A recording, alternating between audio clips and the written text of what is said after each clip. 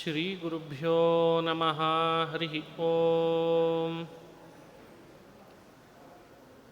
ಜನ್ಮಾದ್ಯಸ್ಯ ಯತೋನ್ಮಯಾದಿತರತಶ್ಚಾರ್ಥೇಷ್ವಭಿಜ್ಞಸ್ವರಾಟ್ ತೇನೇ ಬ್ರಹ್ಮಹೃದಾಯಾತಿ ಕವಯೇ ಮುಹ್ಯಂತಿ M ಸೂರಯಃ. ತೇಜೋ ವಾರಿಮೃದಾಂ ಯಥಾ ವಿನಿಮಯೋ ಯತ್ರ ತ್ರಿಸರ್ಗೋ ಮೃಷಾ.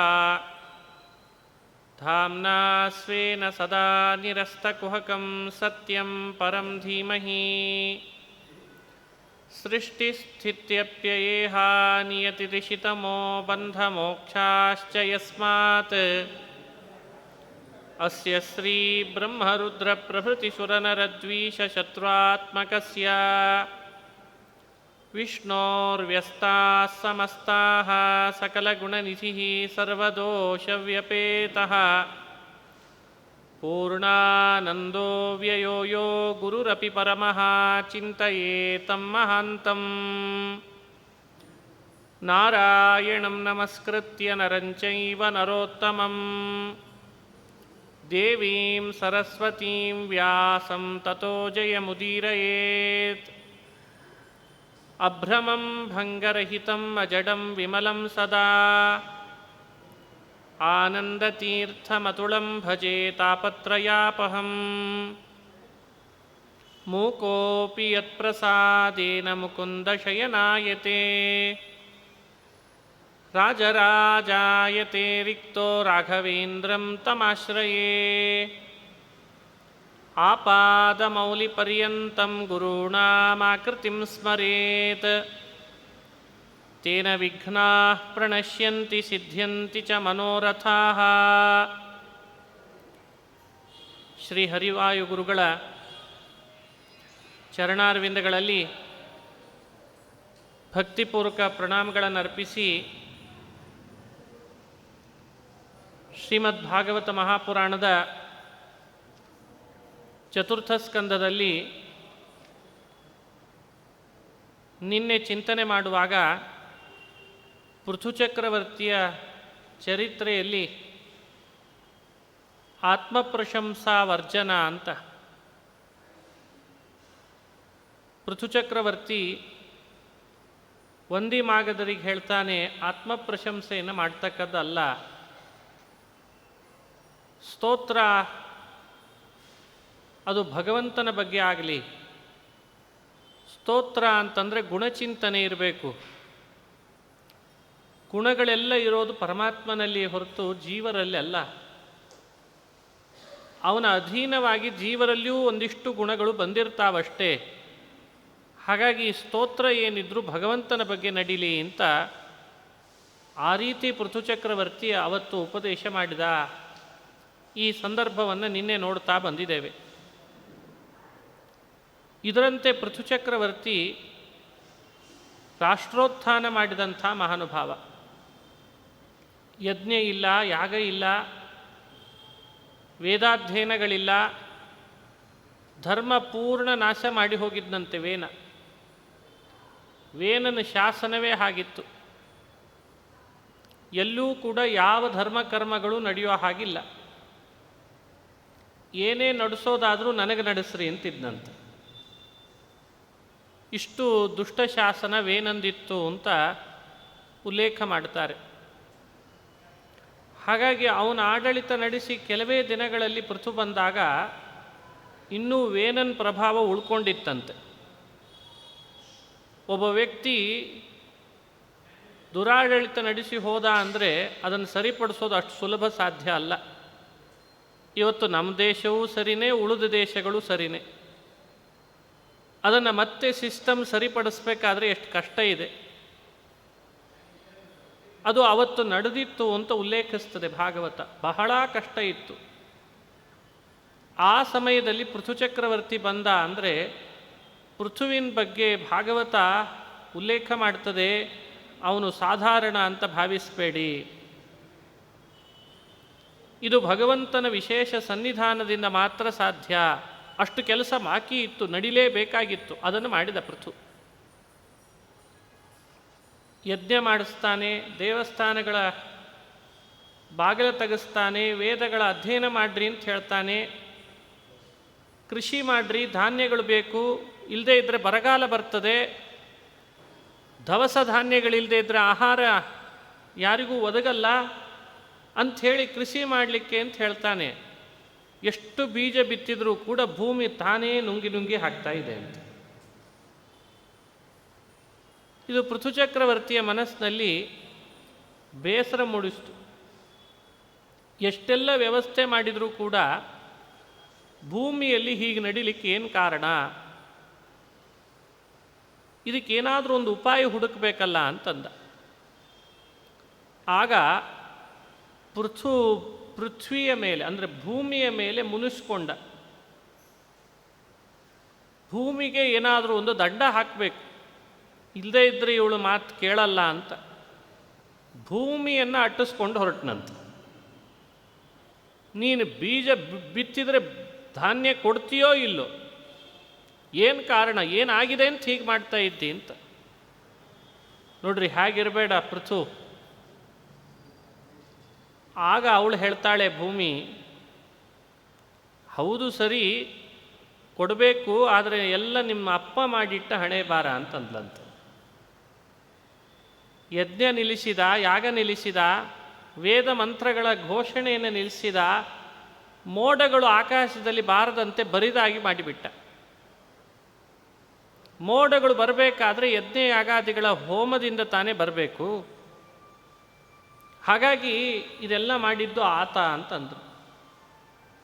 ಈಗ ನೀ ನನ್ನನ್ನು ನಿಗ್ರಹಿಸ್ತೇನೆ ಅಂತ ಬಂದಿದ್ದಿ, ಹಿಂದೆ ಮಾಡಿದ್ದೆಲ್ಲ ಇಷ್ಟು ದಿವಸ ನೋಡು ಅನುಭವಿಸಿದ್ದಾರೆ ಅಂತಂದ್ರಂತೆ. ಸರಿ, ಇನ್ಮೇಲಿಂದ ನಾನು ಸರಿ ಮಾಡಿಸ್ತೇನೆ, ಸ್ಥಾಪನೆ ಮಾಡ್ತೇನೆ ಅಂತ ಹೊರಟ ಪೃಥು. ಇದು ಮಾತು ಕೊಟ್ಟ ಪೃಥು ಚಕ್ರವರ್ತಿ. ಅದಕ್ಕೆ ತಕ್ಕಂತೆ ನಡ್ಕೊಂಡ. ಯಜ್ಞ, ಯಾಗ, ವೇದ ಎಲ್ಲೆಡೆಯಲ್ಲೂ ವ್ಯವಸ್ಥಿತವಾಗಿ ನಡೆಯುವಂತೆ ವ್ಯವಸ್ಥೆ ಮಾಡಿದ. ಆಗ ಭೂಮಿಯಲ್ಲಿ ಬಿತ್ತಿದರೆ ಬೀಜಗಳೆಲ್ಲ ದವಸ ಧಾನ್ಯಗಳು ಬಿಡುವಂತೆ ಮಾಡ್ತಂತೆ. ಆ ಸಮಯದೊಳಗೆ ಭೂಮಿಯೂ ಕೂಡ ಅಲ್ಲಲ್ಲಿ ಎತ್ತರ ಜಾಸ್ತಿ ಇತ್ತು. ಕೆಲವು ಪ್ರದೇಶದಲ್ಲಿ ಅದನ್ನು ಸಮತಟ್ಟು ಮಾಡಿದ್ದಂತೆ ಬಿಲ್ಲಿನ ತುದಿಯಿಂದ. ಅಯಂ ಮಹೀಂ ಗಾಂ ದುದುಹೇಧಿರಾಜ ಪ್ರಜಾಪತಿರ್ವೃತ್ತಿಕರ ಪ್ರಜಾನಾಂ ಯೋ ಲೀಲಯಾದ್ರೀನ್ ಸ್ವಶರಾಸಕೋಟ್ಯ ಭಿಂದನ್ ಸಮಾಂ ಕಾಮಕರೋತ್ ಯಥೇಂದ್ರ. ಇದು ಪೃಥುಚಕ್ರವರ್ತಿಯ ಮಹಿಮೆಯನ್ನು ಹೇಳುವಂಥ ಮಾತು. ಅಯಂ ಮಹೀಂ ಗಾಂ ದುದುಹೆ, ಭೂಮಿ ಆಕಳು ರೂಪಳಾಗಿ ಬಂದು ನಿಂತುಕೊಂಡ್ಲು. ಬೇರೆ ಬೇರೆ ದೇವತೆಗಳನ್ನು ಕರೆದು ಯಾರ್ಯಾರಿಗೆ ಭೂಮಿಯಿಂದ ಏನೇನು ಬೇಕೋ ಅದನ್ನು ಕರೆದುಕೊಳ್ಳ್ರಿ ಅಂತ ಹೇಳಿದ್ನಂತೆ. ಅವರವರು ಹಾಗಾಗೆ ಮಾಡ್ಕೊಂಡು ಬಂದು ಕರುವನ್ನಾಗಿ ಕರೆದುಕೊಂಡು ಹೋದರಂತೆ. ಆಗ ಅಲ್ಲಲ್ಲಿ ಬೆಟ್ಟ ಗುಡ್ಡಗಳನ್ನು ತನ್ನ ಬಿಲ್ಲಿನ ತುದಿಯಿಂದ ಕತ್ತರಿಸಿ ಸಮತಟ್ಟು ಮಾಡಿದ್ನಂತೆ ಭೂಮಿಯನ್ನು. ಆಗ ಕೃಷಿ ಕ್ಷೇತ್ರ ಅಂತ ಹೆಚ್ಚಿಂದು ಲಭಿಸ್ತಂತೆ. ಇಲ್ಲದೆ ಹೋಗಿದ್ರೆ ಕೃಷಿ ಕ್ಷೇತ್ರ ಲಭಿಸ್ತಿರಲಿಲ್ಲ. ಅದನ್ನು ಹೇಳ್ತಾರೆ, ಯೋ ಲೀಲಯಾದ್ರಿ ಅದ್ರೀನ್ ಸ್ವಶರಾಸ ಕೋಟ್ಯ ಭಿಂದನ್ ಸಮಾಂ ಗಾಮ ಕರೋತ್ಯಥೇಂದ್ರ. ಅದ್ರೀನ್ ಸ್ವಸರಾಸ ಕೋಟ್ಯ, ಬಿಲ್ಲಿನ ತುದಿಯಿಂದ ಕತ್ತರಿಸಿದ, ಅದನ್ನು ಭಿಂದನ್ ತುಂಡರಿಸಿದ. ಹಾಗಾಗಿ ಭೂಮಿ ಸಮತಟ್ಟಾಯಿತು, ಕೃಷಿ ಕ್ಷೇತ್ರ ಲಭಿಸ್ತು, ಅತಿ ಹೆಚ್ಚು ಕೃಷಿ ಭೂಮಿ ಅಂತಾಗಿ ಎಲ್ರಿಗೂ ಕೂಡ ಅವಕಾಶ ಮಾಡಿಕೊಟ್ಟಂತೆ. ಇದು ನಿಜವಾದ ರಾಷ್ಟ್ರೋತ್ಥಾನದ ವ್ಯವಸ್ಥೆ. ನಾವಿವತ್ತು ಕೃಷಿ ಕ್ಷೇತ್ರವನ್ನು ಬಹಳ ಉದಾಸೀನ ಮಾಡಿದ್ದು ಅಲ್ಲಲ್ಲಿ ಕಂಡು ಬರ್ತದೆ. ಯಾಂತ್ರೀಕರಣ, ಉಪಕರಣಗಳನ್ನು ಅವಲಂಬಿಸೋದು, ಇವೆಲ್ಲವೂ ಕೂಡ ಮನುಷ್ಯನಿಗೆ ಬೇಡ ಅಂತ ಪೂರ್ಣವಾಗಿ ನಿಷೇಧ ಮಾಡಲ್ಲ. ಆದರೆ ಕೃಷಿ ಕ್ಷೇತ್ರವೇ ಇಲ್ಲ ಅಂತ ಆದರೆ ಒಂದು ವ್ಯವಸ್ಥೆ ವಿಚಾರ ಮಾಡಿ. ಹಿರಿಯರು ಕಂಡುಕೊಂಡ ಸತ್ಯ ಅದು. ಅದನ್ನು ಮೊದಲು ಮಾಡಿದವನು ಪೃಥುಚಕ್ರವರ್ತಿ. ಹಾಗಾಗಿ ಭಾಗವತ ನಮಗೆ ಪೃಥುಚಕ್ರವರ್ತಿಯ ಕಥೆಯಿಂದ ತಿಳಿಸೋ ಸಂದೇಶ, ಹೆಚ್ಚು ಒತ್ತು ಕೃಷಿಗೆ ಕೊಡ್ರಿ ಅಂತ ಹೇಳ್ತದೆ.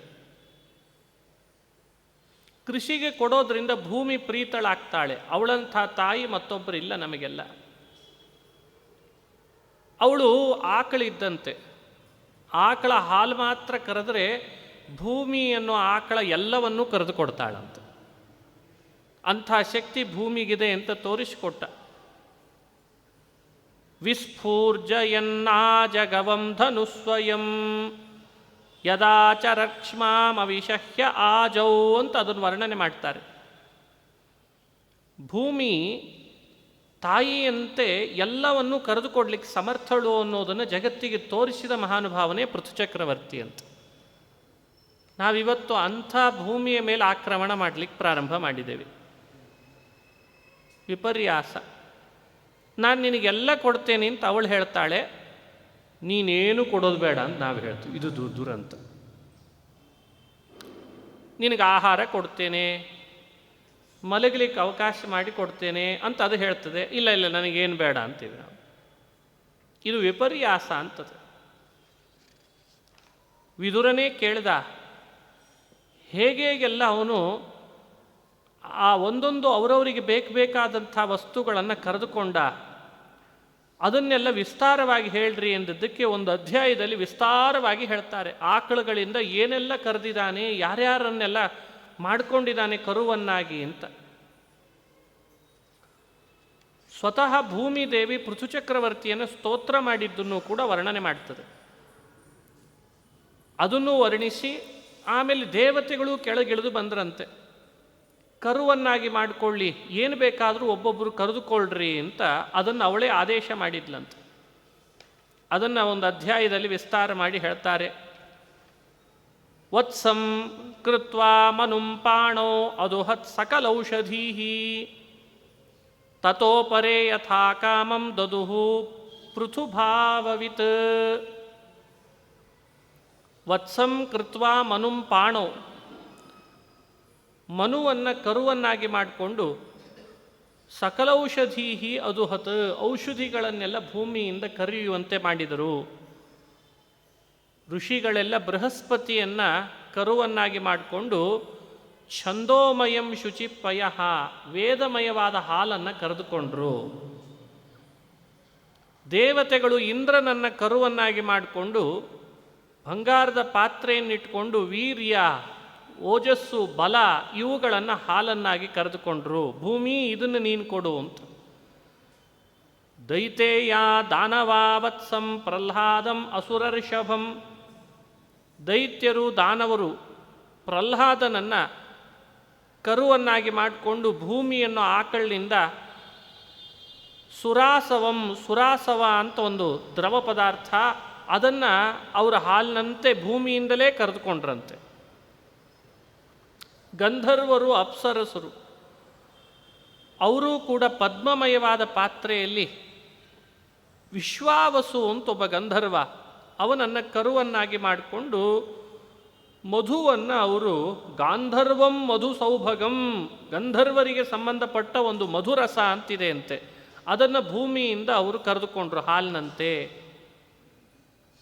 ಪಿತೃದೇವತೆಗಳು ಕವ್ಯ ಅನ್ನೋ ಕವ್ಯ ಅದನ್ನು ತಗೊಂಡು ವತ್ಸೇನ ಪಿತರೋ ಅರ್ಯಮ್ಣ, ಅರ್ಯಮನ್ ಅಂತ ಒಬ್ಬ ಪಿತೃದೇವತೆ, ಅವನನ್ನು ಕರುವಿನ ಮಾಡಿಕೊಂಡು ಕವ್ಯ ಅನ್ನೋ ಕ್ಷೀರವನ್ನು ಅವರು ಸ್ವೀಕಾರ ಮಾಡಿದರು. ಹೀಗೆ ಬೇರೆ ಬೇರೆಯವರೆಲ್ಲ ಯಕ್ಷ ರಾಕ್ಷಸರು ಇನ್ನಿತರ ಬೇರೆ ಬೇರೆ ದೇವತೆಗಳು ಒಂದೊಂದನ್ನು ಕರುವನ್ನಾಗಿ ಮಾಡಿಕೊಂಡಿದ್ದಾರೆ, ಭೂಮಿಯನ್ನು ಆಕಳಿನಿಂದ ಕರೆದುಕೊಂಡು ಹೋಗಿದ್ದಾರೆ ಅಂತನ್ನೋ ಸಂಗತಿಯನ್ನು ಭಾಗವತ 4ನೇ ಸ್ಕಂದದಲ್ಲಿ ನಮ್ಮ ಮುಂದೆ ಇಡ್ತದೆ. ಇದೆಲ್ಲ ಮಾಡಲಿಕ್ಕೆ ಪೃಥುಚಕ್ರವರ್ತಿಯ ಮಹಿಮೆ ಕಾರಣ ಅಂತ. ಈ ಪ್ರಸಂಗವನ್ನು ನಾವು ಅಧ್ಯಯನ ಮಾಡಬೇಕು, ತಿಳಿಬೇಕು. ಏನಿದರ ಸಂದೇಶ, ಹ್ಯಾಕೆ ಚಿಂತನೆ ಮಾಡಬೇಕು?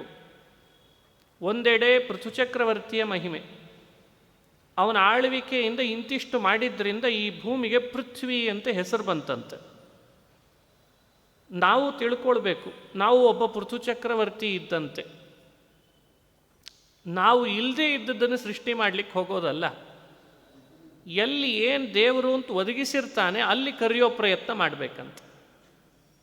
ಇತ್ತೀಚೆಗೆ ಅದು ಬಹಳ ನಡೆದದೆ. ಇಲ್ಲದೇ ಇದ್ದದ್ದನ್ನು ತರ್ತೇನೆ ಅಂತ ಹೋಗ್ತಾನೆ. ಅದನ್ನು ಮಾಡಬೇಡವೋ, ಬೇಕಾದಷ್ಟಿದೆ, ಭೂಮಿ ಇದೆ, ಅಲ್ಲಿ ಬೆಳೆ ಬೆಳಿ, ಬೆಳೆದದ್ದನ್ನು ಆಹಾರ ಸ್ವೀಕಾರ ಮಾಡು, ಅದನ್ನು ವಿಕೃತಿಗೊಳಿಸ್ಬೇಡ, ರಾಸಾಯನಿಕ ದ್ರವದಿಂದ ವಿಕೃತಿಗೊಳಿಸ್ಬೇಡ, ಆಹಾರದಲ್ಲಿ ಅಪೌಷ್ಟಿಕತೆ ತರುವಂತೆ ಮಾಡಬೇಡ, ಅದು ಪೌಷ್ಟಿಕವಾದ ಆಹಾರ ಕೊಡ್ತದೆ. ಅದನ್ನು ನಾವು ಯಾವಾಗಲೂ ಬೆಳೆಸಬೇಕು, ಉಳಿಸ್ಬೇಕು. ಇದನ್ನು ಪೃಥು ಚಕ್ರವರ್ತಿ ಜಗತ್ತಿಗೆ ಕೊಟ್ಟ ಸಂದೇಶ. ಹಾಗಾಗಿ ನಾವು ಅವನಿಂದ ಇದನ್ನು ಕಲಿಬೇಕು. ಇವತ್ತು ಪಾಠ, ಯಾರದಾದ್ರೂ ಮನೆಯಲ್ಲಿ ಒಂದು ಗಿಡ ಬೆಳೆಸಿದಾರ ಅಂದರೆ ಒಂದು ಗಿಡ ಬೆಳೆಸಿರಲ್ಲ ಇವತ್ತು. ಯಾಕೆಂದರೆ ಬೆಳೆಸ್ಲಿಕ್ಕೆ ಭೂಮಿನೇ ಇಲ್ಲ, ಮಣ್ಣೇ ಇಲ್ಲ. ಅಷ್ಟು ಎಲ್ಲೆಡೆಯಲ್ಲಿಯೂ ಕೂಡ ಮಣ್ಣು ಕಂಡ್ರೆ ಮಣ್ಣನ್ನು ದ್ವೇಷ ಮಾಡುವಷ್ಟು ಆಗಿಬಿಟ್ಟಿದ್ದಾರೆ. ಇದು ಒಂದು ವಿಪರೀತ ತಿಳುವಳಿಕೆ. ಮಣ್ಣಿಲ್ದಂತೆ ಮಾಡ್ಕೊಳ್ಬೇಡವೋ. ಸಿಮೆಂಟಿನಲ್ಲಿ ಗಿಡ ಬೆಳೆಸ್ಲಿಕ್ಕಾಗಲ್ಲ, ಉಸುಕಿನಲ್ಲಿ ಗಿಡ ಬೆಳೆಸ್ಲಿಕ್ಕಾಗಲ್ಲ, ಮಣ್ಣಿನಲ್ಲಿ ಮಾತ್ರ ಗಿಡ ಬೆಳೆಸುವ ಶಕ್ತಿ ಇದೆ. ಅಲ್ಲಿರುವ ಶಕ್ತಿ ಇನ್ಯಾವುದರಲ್ಲಿ ಇಲ್ಲ. ಅದು ಭೂಮಿ ತಾಯಿ. ಅವಳನ್ನು ನೀನು ರಕ್ಷಿಸು, ಅವಳನ್ನು ಬೆಳೆಸು, ಉಳಿಸು, ಅವಳಲ್ಲಿ ಗಿಡ ಮರಗಳನ್ನು ಬೆಳೆಸು, ಧಾನ್ಯಗಳನ್ನು ಉತ್ಪತ್ತಿ ಮಾಡು. ಇದು ಭೂಮಿಗೆ ಬಂದ ಪ್ರತಿಯೊಬ್ಬ ಮನುಷ್ಯನಿಗೆ ಕರ್ತವ್ಯ ಅಂತ ಹೇಳ್ತದೆ ಭಾಗವತ. ಇದು ನಾವು ಈ ಸ್ಕಂದದಲ್ಲಿ ನೋಡ್ಬೋದು. ಮತ್ತು ನಗರಗಳನ್ನು, ಗ್ರಾಮಗಳನ್ನು, ಹಳ್ಳಿಗಳನ್ನು ವ್ಯವಸ್ಥಿತವಾಗಿ ನಿರ್ಮಾಣ ಮಾಡಿದವನೇ ಪೃಥು ಚಕ್ರವರ್ತಿ ಮೊದಲು. ಗ್ರಾಮಾನ್ ಪುರಃ ಪತ್ತನಾನಿ ದುರ್ಗಾಣಿ ವಿವಿಧಾನಿ ಚ ಘೋಷಾನ್ ವ್ರಜಾಂಶ್ಚ ಶಿಬಿರಾನ್ ನಗರಾನ್ ಖೇಟ ಕರ್ವಟಾನ್. ಇವೆಲ್ಲ ಬೇರೆ ಬೇರೆ ಅರ್ಥದಲ್ಲಿದ್ದಾವೆ. ಗ್ರಾಮಗಳನ್ನು ಹೇಗಿರಬೇಕು ಅಂತ ಕಲ್ಪನೆ ಕೊಟ್ಟವನು, ಹಳ್ಳಿಗಳನ್ನು ಹೇಗಿರಬೇಕು ಅಂತ ಕಲ್ಪನೆ ಕೊಟ್ಟವನು, ನಗರಗಳನ್ನು ಹೇಗಿರಬೇಕು ಅಂತ ಕಲ್ಪನೆ ಕೊಟ್ಟ. ಅವರವರಿಗೆ ನಿವಾಸಕ್ಕೆ ಯೋಗ್ಯವಾದ ಮನೆಗಳು ಹೇಗಿರಬೇಕು, ನಿವಾಸಾನ್ ಕಲ್ಪಯಾನ್ ಚಕ್ರೆ, ಮತ್ತು ವೃತ್ತಿ ಬದುಕು ಯಾರ್ಯಾರು ಹೇಗೆ ಕಟ್ಟಿಕೊಳ್ಬೇಕು. ತತ್ರ ತತ್ರ ಯಥಾರ್ಹತಃ ಅಥಾಸ್ಮಿನ್ ಭಗವಾನ್ ವೈನ್ಯಃ ಪ್ರಜಾನಾಂ ವೃತ್ತಿದಃ ಪಿತಾ ಅಂತಂತಾರೆ. ಒಬ್ಬೊಬ್ಬ ಪ್ರಜೆಗಳಿಗೂ ಕೂಡ ಅವರವರ ನಿಯತಕಾಲಿಕವಾದ ಒಂದು ವೃತ್ತಿಯನ್ನು ಕಟ್ಟಿಕೊಟ್ಟಂತೆ ಪೃಥು ಚಕ್ರವರ್ತಿ. ನೋಡಿ, ಇದೆಲ್ಲ ಭಾಗವತದಲ್ಲಿ ಪೃಥ್ವಿನ ಮಹಿಮೆ ಅಂತ ಹೇಳ್ತಾರೆ. ನಮಗೆ ಆಶ್ಚರ್ಯ ಆಗ್ತದೆ. ಈಗಿನವರೇ ಬುದ್ಧಿವಂತರು, ಈಗಿನವರೇ ಸ್ವಾತಂತ್ರ್ಯ ತಂದು ಕೊಟ್ಟವರು, ಈಗಿನವರೇ ಎಲ್ಲ ಮಾಡಿದವರು ಅಂತೇನೊಂದು ಮಾಸ್ ಬೆಳೆಸ್ತಾ ಇದ್ದಾರೆ ಇವತ್ತು. ಅಲ್ಲಲ್ಲಿ ಉಳಿದವರೆಲ್ಲ ಅವರಿಗಿಂತ ಹಿರಿಯರು, ರಾಜರು, ಅವ್ರು ಮಾಡಿದ್ದು ಅವು ಯಾವುದೂ ಸರಿಯಲ್ಲ ಅಂತನ್ನೋ ಹಾಗೇನು ಬಿಂಬಿಸ್ತಿದ್ದಾರೆ ಇವತ್ತು. ಇದು ದೊಡ್ಡ ಮಾರಕ. ಇದು ನಮಗೆ ಭಾಗವತ ಹೇಳ್ತದೆ, ಪೃಥು ಚಕ್ರವರ್ತಿ ಭೂಮಿಗೆ ಪೃಥ್ವಿ ಅಂತ ಹೆಸರು ತಂದು ಕೊಟ್ಟಪ್ಪ, ಅವನು ನಗರಗಳನ್ನು ನಿರ್ಮಿಸಿದಪ್ಪ, ವೃತ್ತಿ ಬದುಕು ಕಟ್ಟಿಕೊಟ್ಟಪ್ಪ, ಅವನನ್ನು ನೋಡಿ ನೀವು ಕಲೀರಿ ಅಂತ ಹೇಳ್ತದೆ. ಹಾಗಾಗಿ ಭಾಗವತ ಅದು ಕೇವಲ ಅಧ್ಯಾತ್ಮವನ್ನು, ಭಕ್ತಿ ಮಾರ್ಗವನ್ನು ಹೇಳೋ ಅರ್ಥದಲ್ಲಿ ಎಲ್ಲರನ್ನ ಸಮಾಜದಿಂದ ವಿಮುಖರನ್ನಾಗಿ ಮಾಡಿ ಯಾವುದೋ ನದಿ ತೀರದಲ್ಲಿ ಕೂಡಿಸ್ಬೇಕು ಅಂತ ಹೊರಟಿರೋ ಗ್ರಂಥ ಅಲ್ಲ. ಭಾಗವತ ಬದುಕು ಕಟ್ಟಿಕೊಡುವ ಗ್ರಂಥವೂ ಹೌದು. ಯಾರು ಹೇಗಿದ್ದರೆ ಸರಿ ಇರ್ತದೆ ಅಂತ ಜಗತ್ತಿಗೆ ಬೋಧಿಸುವ ಗ್ರಂಥವೂ ಹೌದು. ಅದಕ್ಕೆ ನಿದರ್ಶನ ಪೃಥು ಚಕ್ರವರ್ತಿ. ನಾವು ನಮ್ಮ ಬದುಕಿನಲ್ಲಿ ನಮ್ಮ ಮನೆ ಮಟ್ಟಿಗೆ ಒಬ್ಬ ಪೃಥು ಆಗೋಣ ಸಾಕು. ಅವರವರ ಮನೆಯಲ್ಲಿ ಒಬ್ಬೊಬ್ಬ ಪೃಥು ಚಕ್ರವರ್ತಿ ಸಾಕು. ಇಡೀ ದೇಶ ತಾನಾಗೇ ಕಟ್ತದೆ. ದೇಶ ಅಂದರೆ ಏನು ಅರ್ಥ? ದೇಶ ಅಂದರೆ ವ್ಯಕ್ತಿಗಳಿಲ್ಲದೆ ದೇಶ ಅಂತ ಆಗ್ಲಿಕ್ಕೆ ಸಾಧ್ಯವಾ?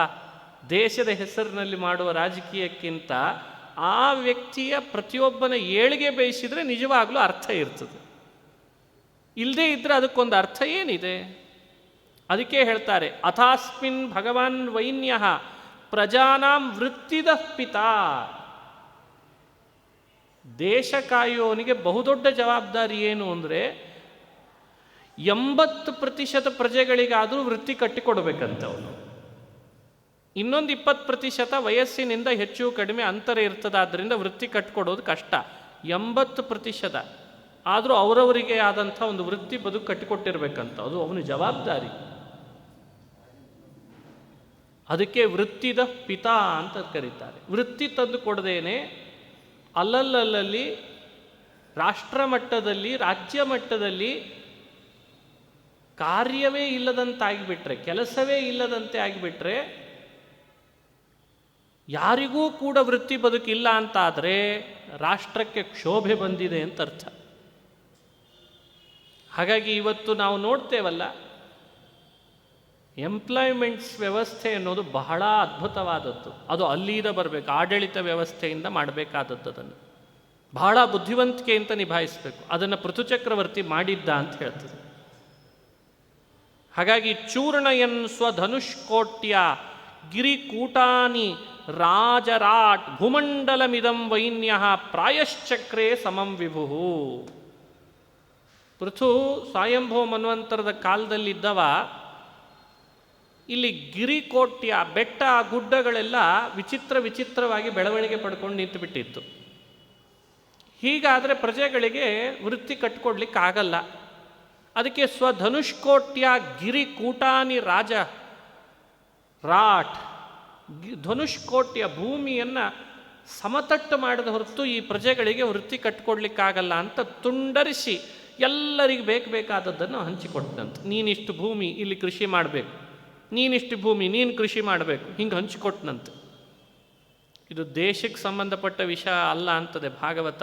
ಇದು ಇಡೀ ಭೂಮಂಡಲಕ್ಕೆ ಮಾಡಿದ್ನಂತವನು. ಹಾಗಾಗಿ ಪೃಥು ಕೇವಲ ಒಂದು ದೇಶದ ರಾಜ ಅಲ್ಲ, ಇಡೀ ಭೂಮಂಡಲದ ರಾಜ ಅಂತ ತಿಳಿದು ಬರ್ತದೆ ನಮಗೆ. ಹಾಗಾಗಿ ಭೂಮಂಡಲದಲ್ಲಿರುವ ವಸ್ತು ಭೂಮಿ ಇದೆಲ್ಲ ಪೃಥ್ವಿ ಅಂತ ಕರೆಸ್ಕೊಳ್ತು. ಅವರ ಆಡಳಿತ ಹೇಗಿರಬೇಡ, ಇದನ್ನು ನಾವು ಅರ್ಥೈಸ್ಕೊಳ್ಳಿ ಅಂತ ಭಾಗವತದ ಈ 4ನೇ ಸ್ಕಂದದಲ್ಲಿ ಪೃಥುಚಕ್ರವರ್ತಿಯ ಮಹಿಮೆಯನ್ನು ವ್ಯಾಖ್ಯಾನ ಮಾಡಿ ತೋರಿಸಿದ್ದಾರೆ. ಇದನ್ನು ತಿಳಿಬೇಕು. ಇನ್ನು ಪೃಥುವಿನ ವಂಶ, ಅವನ ಕೀರ್ತಿ ಉಚ್ಛ್ರಾಯ ಸ್ಥಿತಿಗೆ ಬಂದದ್ದನ್ನು ಉಲ್ಲೇಖಿಸಿ ಅದನ್ನು ವರ್ಣನೆ ಮಾಡಿ ಮೈತ್ರೇಯರು ವಿದುರನಿಗೆ ಮುಂದುವರೆಸ್ತಾರೆ. ಅನೇಕ ಯಜ್ಞ ಯಾಗಾದಿಗಳನ್ನು ಮಾಡಿ ಧರ್ಮದ ಸ್ಥಾಪನೆ ಮಾಡಿ ಭಗವಂತನನ್ನು ಕಾಣುತ್ತಾನೆ ಪೃಥುಚಕ್ರವರ್ತಿ ಅಂತ. ಈ ಪೃಥುವಿನ ವಂಶ ಮುಂದುವರೆದು ಬಂದಾಗ ಪ್ರಚೇತಸರು ಅಂತ 10 ಜನ ಇರ್ತಾರೆ. ಆ 10 ಜನ ಪ್ರಚೇತಸರು ಕೂಡ ತಪಸ್ಸಿಗೆ ಅಂತ ಕೂಡ್ತಾರೆ. ತಪಸ್ಸಿಗೆ ಕೂತಾಗ ಆ ತಪಸ್ಸಿಗೆ ಕುಳಿತಿದ್ದಾರೆ ಅನ್ನೋ ಕಾರಣಕ್ಕೆ ಆ ಕಾಲದ ಮರಗಳು ಅವೆಲ್ಲ ರಾಜ್ಯದೊಳಗೆ ನಗರಗಳಲ್ಲಿದ್ದವು ಸೂರ್ಯನಿಗೆ ಎದುರುಮುಖವಾಗಿ ಬೆಳಿಲಿಕ್ಕೆ ಶುರು ಮಾಡಿದ್ವು ಅಂತ. ಸೂರ್ಯನ ಕಿರಣವನ್ನು ತಡೆಗಟ್ಟುವಷ್ಟು. ಇದೊಂದು ರೀತಿ ಪ್ರಕೃತಿ ವಿಕೋಪ. ಪ್ರಚೇತಸರೆಲ್ಲ ಇಲ್ಲ, ತಪಸ್ಸಿಗೆ ಕೂತಿದ್ದಾರೆ, ಅದು ಎದುರುಮುಖವಾಗಿ ಬೆಳಿಲಿಕ್ಕೆ ಪ್ರಾರಂಭ ಮಾಡಿತು. ಇದು ವಿಚಿತ್ರ ಅನ್ನಿಸ್ತು, ಹೀಗೆ ಬೆಳೀತಾ ಇದ್ದಾವಲ್ಲ ಅಂತ. ಪ್ರಜೆಗಳಿಗೆ ಒಂದು ರೀತಿ ಉಸಿರುಗಟ್ಟೋ ಆಟ. ಸಾಕಾಯ್ತು ಅವರಿಗೆ. 10 ಜನ ಪ್ರಚೇತಸರನ್ನು ಹೋಗಿ ಕೇಳ್ಕೊಂಡ್ರಂತೆ, ನೀವೇ ಏನಾದರೂ ಮಾಡಬೇಕು, ನೀವು ರಾಜ್ಯದಲ್ಲಿ ರಾಜರಾಗಿರಬೇಕಾಗಿದ್ದು ತಪಸ್ಸಿಗೆ ಕೂತ್ಬಿಟ್ಟಿದ್ದೀರಿ, ನೋಡ್ರಿ ಹೇಗೆ ಆಗ್ತಾ ಇದೆ ರಾಷ್ಟ್ರಕ್ಷೋಭೆ ಅಂತ ಕೇಳಿದರು. ಅವರು ಕಣ್ಣು ತೆರೆದರು. ಆ ಎತ್ತೆತ್ರ ಬೆಳೆದಂಥ ವೃಕ್ಷಗಳನ್ನು ನೋಡಿದಾಗ ಅವರ ಕಣ್ಣಿನಲ್ಲಿ ಕಿಡಿಗಳನ್ನು, ಬಾಯಲ್ಲಿ ಬೆಂಕಿಯನ್ನು ಸೃಷ್ಟಿ ಮಾಡಿಬಿಟ್ರಂತೆ. ವೃಕ್ಷಗಳೆಲ್ಲ ಸುಡ್ಲಿಕ್ಕೆ ಪ್ರಾರಂಭ ಆಯಿತು. ವೃಕ್ಷ ಸುಡ್ತಿದೆ ಎಂದಾಗ ಚಂದ್ರ ಬಂದ. ಯಾಕಂದರೆ ಎಲ್ಲ ವೃಕ್ಷಗಳಿಗೂ ಅವನು ವನಸ್ಪತಿಗಳ ಒಡೆಯ. ಅವನು ಪ್ರಚೇತಸರನ್ನ ಸಮಾಧಾನ ಮಾಡಿ ಕೇಳ್ಕೋತಾನೆ, ದಯಮಾಡಿ ಶಾಂತರಾಗ್ರಿ, ನೀವು ಹೀಗೆ ಮುಂದುವರೆದ್ರೆ ನಮ್ಮ ಪರಿಸ್ಥಿತಿ ಗಂಭೀರ ಆಗ್ತದೆ ಅಂತ. ಪ್ರಕೃತಿಯಲ್ಲಿ ಇಂಥ ವಿಕೋಪ ಆಯಿತು ಅಂದರೆ ನಾವೇನು ಮಾಡಲಿಕ್ಕೆ ಸಾಧ್ಯ? ಯಾಕೆ ಬೆಳಿಬೇಕಿತ್ತು ಸೂರ್ಯನ ಎತ್ತರ ಇವೆಲ್ಲ ಅಂತ ಶುರು ಮಾಡಿದ್ರು ಅವರು. ಆಗ ಚಂದ್ರ ಅವುಗಳಿಗೆಲ್ಲ ಆದೇಶ ಮಾಡಿದ್ದಂತೆ, ಇನ್ಮೇಲಿಂದ ನೀವು ಸೂರ್ಯನ ಎತ್ತರವನ್ನು ಹೋಗೋ ಹಾಗಿಲ್ಲ.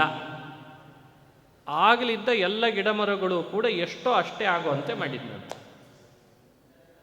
ನೋಡಿ, ಇಂಥ ಒಂದು ಸಂದರ್ಭವನ್ನು ಭಾಗವತ ಉಲ್ಲೇಖಿಸಿ ಹಿಂದಿನವರು ಇಂಥದ್ದನ್ನು ಎದುರಿಸಿದ್ದಾರೆ.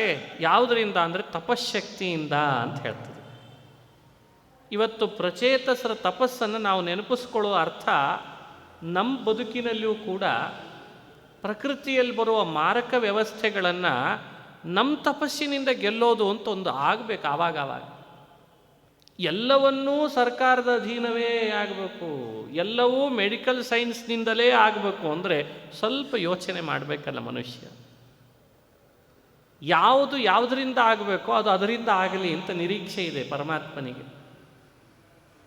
ಇದನ್ನು ನಾವು ಅರ್ಥೈಸ್ಕೊಳ್ತಾ ಇಲ್ಲ ಇವತ್ತು ಸಾಕಷ್ಟು ರೋಗ ರುಜಿನಗಳು ಇವತ್ತೇ ಬಂದಿದೆ ಅಂತಲ್ಲ, ಹಿಂದೂ ಬಂದಿದೆ. ಅದನ್ನು ಎದುರಿಸೇ ಇಲ್ವಾ? ಆ ಎದುರಿಸೋದ್ರ ಹಿನ್ನೆಲೆಯಲ್ಲಿ ಅನೇಕ ವಿಧವಾದಂತಹ ಆಯುಧಗಳನ್ನು ಬಳಸಿದ್ದಾರೆ. ಅದರಲ್ಲಿ ತಪಸ್ಸು ಒಂದು ದೊಡ್ಡ ಆಯುಧ, ಮಂತ್ರಶಕ್ತಿಯು ಒಂದು ದೊಡ್ಡ ಆಯುಧ. ಹಾಗಾಗಿ ನಾವು ಅದನ್ನು ಅರ್ಥೈಸ್ಕೊಳ್ಬೇಕಿವತ್ತು. ಭಾಗವತ ಮೇಲಿಂದ ಮೇಲೆ ಅನೇಕರ ಕಥೆಯನ್ನು ಹೇಳಿ ಕೆಲವುದನ್ನು ನೀನು ಎದುರಿಸಲಿಕ್ಕೆ ಇದರ ಅನಿವಾರ್ಯತೆ ನಿನಗಿದೆ ಅಂತ ತೋರಿಸಿಕೊಡ್ತದೆ ಭಾಗವತ. ಇದು ನಮ್ಮ ಜೀವನದಲ್ಲಿ ಅನುಭವಿಸಿದಾಗ ಅರ್ಥ ಆಗ್ತದೆ. ಕೆಲವುದನ್ನು ದೇವರಲ್ಲಿ ಭಕ್ತಿ ಮಾಡೇ ಎದುರಿಸ್ಬೇಕು, ಕೆಲವುದನ್ನು ಮಂತ್ರ ಹೇಳೇ ಎದುರಿಸ್ಬೇಕು, ಕೆಲವುದನ್ನು ಮಾತ್ರೆ ತಗೊಂಡೇ ಎದುರಿಸ್ಬೇಕು. ಮಾತ್ರೆ ತಗೊಳ್ಳದೇ ಇದ್ರೆ ಉಪಯೋಗ ಇಲ್ಲ. ಯಾಕಂದರೆ ದೇವರು ಹಾಗೇ ಸಂಕಲ್ಪ ಮಾಡಿರ್ತಾನೆ, ಇವನಿಗೆ ಇಂಥ ರೋಗ ಬರಬೇಕು, ಇವನು ಇಂಥ ವೈದ್ಯನನ್ನೇ ಅವಲಂಬಿಸಬೇಕು, ಆ ವೈದ್ಯ ಇವನಿಗೆ ಆ ಮಾತ್ರೆ ಕೊಡಬೇಕು, ಆಮೇಲೆ ಆ ರೋಗ ಹೋಗಬೇಕು ಅಂಥೇಳಿ ಸಂಕಲ್ಪ ಇರ್ತದಂತೆ. ನಾವು ಆ ಸಂಕಲ್ಪಕ್ಕೆ ಬದ್ಧರಾಗಬೇಕು ಆವಾಗ. ಆದರೆ ಇದು ಒಂದು ಶಕ್ತಿ ಇದೆ ಎನ್ನುವುದನ್ನು ಅರ್ಥ ಮಾಡಿಕೊಳ್ಬೇಕು. ಅವರನ್ನು ಸಮಾಧಾನ ಪಡಿಸಲಿಕ್ಕೆ ಚಂದ್ರ ವಾರಕ್ಷಿ ಅನ್ನುವಳನ್ನು, ವೃಕ್ಷಗಳ ಮೂಲಕವಾಗಿ ಪಡೆದ ಒಂದು ಹೆಣ್ಣನ್ನು ಚಂದ್ರ ತಂದು 10 ಜನರಿಗೆ ವಿವಾಹ ಮಾಡಿಕೊಟ್ಟ. ಅವರಲ್ಲಿ ಒಬ್ಬ ಮಗ ಹುಟ್ಟಿದ, ಪ್ರಚೇತಸರಿಗೆ ಹುಟ್ಟಿದ ಮಗನಾದ್ದರಿಂದ ಅವನಿಗೆ ಪ್ರಾಚೇತಸ ಅಂತ ಕರೆದರಂತೆ. ಅದು ದಕ್ಷ ಅಂತ ಹೇಳ್ತಾರೆ ಅವನನ್ನು, ದಕ್ಷ ಅಂತ. ಇವೆಲ್ಲ ಕಥೆಗಳು ಬಹಳ ಸ್ವರಸವಾಗಿ ಮೂಡಿ ಬರ್ತದೆ. ಈ ಉಪಾಖ್ಯಾನಗಳೆಲ್ಲ ಅದ್ಭುತ. 10 ಜನರು ಒಂದು ಹೆಣ್ಣನ್ನು ಮದುವೆ ಮಾಡಿಕೊಂಡ ಒಂದು ವಿಚಿತ್ರ ಪ್ರಸಂಗಗಳಿವೆಲ್ಲ. ಇವತ್ತಿನವರಿಗಿಂಥವನ್ನು ಹೇಳಿದಾಗ ಅದನ್ನು ಅಪಾರ್ಥ ಮಾಡ್ತಾರೆ. ದ್ರೌಪದಿಯ ಪಂಚಪತಿತ್ವದ ಬಗ್ಗೆ ಸಾಕಷ್ಟು ಕಡೆಯಲ್ಲಿ ಅಪಾರ್ಥ ನಡೆದಿದೆ. ಅದರ ಸೂಕ್ಷ್ಮತೆಯನ್ನು ಅರಿಯದೆ, ಮಹಾಭಾರತ ಕಾಲದ ಅನೇಕ ಗುಟ್ಟನ್ನು ತಿಳಿಯದೆ, ಪುರಾಣಗಳ ಕಾಲದಲ್ಲಿ ನಡೀತಾ ಇದ್ದಂಥ ಕೆಲವು ದೇವತಾ ಕಾರ್ಯದ ವಿವರಣೆಯನ್ನು ಕೊಡದೆ ಅಪಾರ್ಥ ಮಾಡ್ತಾರೆ. ಆದರೆ ಇಂಥ ಸಂದರ್ಭಗಳನ್ನು ಪುರಾಣಗಳಲ್ಲಿ ಉಲ್ಲೇಖಿಸಿದ್ದಾರೆ. ಅಂತೂ ಒಬ್ಬ ಮಗ ಹುಟ್ಟಿದ ದಕ್ಷ ಅಂತ, ಅವನ ಚರಿತ್ರೆಯನ್ನು ವಿಸ್ತಾರ ಮಾಡ್ತದೆ. ಅವನು ಪ್ರಜಾಪತಿ. ಹೀಗೆ ಮತ್ತೊಂದು ಚರಿತ್ರೆ ಅಂದರೆ ಪ್ರಾಚೀನ ಬರಿಹಿ ಅಂತ ಒಬ್ಬ ರಾಜ. ಆ ಪ್ರಾಚೀನ ಬರಿಹಿ ರಾಜ ಅನೇಕ ಯಜ್ಞ ಯಾಗ ಎಲ್ಲವನ್ನು ಮಾಡಿದ್ದ. ಆದರೆ ಅವನಿಗೆ ಏನು ಮಾಡಿದರೂ ನೆಮ್ಮದಿ ಒಂದು ಸಿಗುತ್ತಿರಲಿಲ್ಲ. ನೋಡ್ರಿ, ಇದೊಂದು ದುರಂತ. ಇದು ನಮ್ಮ ಜೀವನದಲ್ಲಿ ಬರೋ ಪ್ರಶ್ನೆನೂ ಹೌದು. ಯಜ್ಞ ಯಾಗಾದಿಗಳನ್ನು ಕರ್ಮಗಳನ್ನು ಅನುಷ್ಠಾನ ಮಾಡದಂತೆ ಮನುಷ್ಯನಿಗೆ ಒಂದರ್ಥದಲ್ಲಿ ಒಂದಿಷ್ಟು ನೆಮ್ಮದಿ ಸಿಗ್ತಾ ಇದೆ ಅಂತ ಆದರೆ ಅಡ್ಡಿ ಇಲ್ಲ, ನಾನು ಮಾಡಿದೆ ಅದಕ್ಕೆ ಸಿಕ್ತು ಅಂತ ಒಂದು ಅನ್ನಿಸ್ತಿರ್ತದೆ. ಇವನಿಗೆ ಹಾಗೆ ಅನ್ನಿಸ್ತಿರಲಿಲ್ಲ. ಆಗ ಒಮ್ಮೆ ನಾರದರು ಮನೆ ಕಡೆಗೆ ಬಂದ್ರಂತೆ.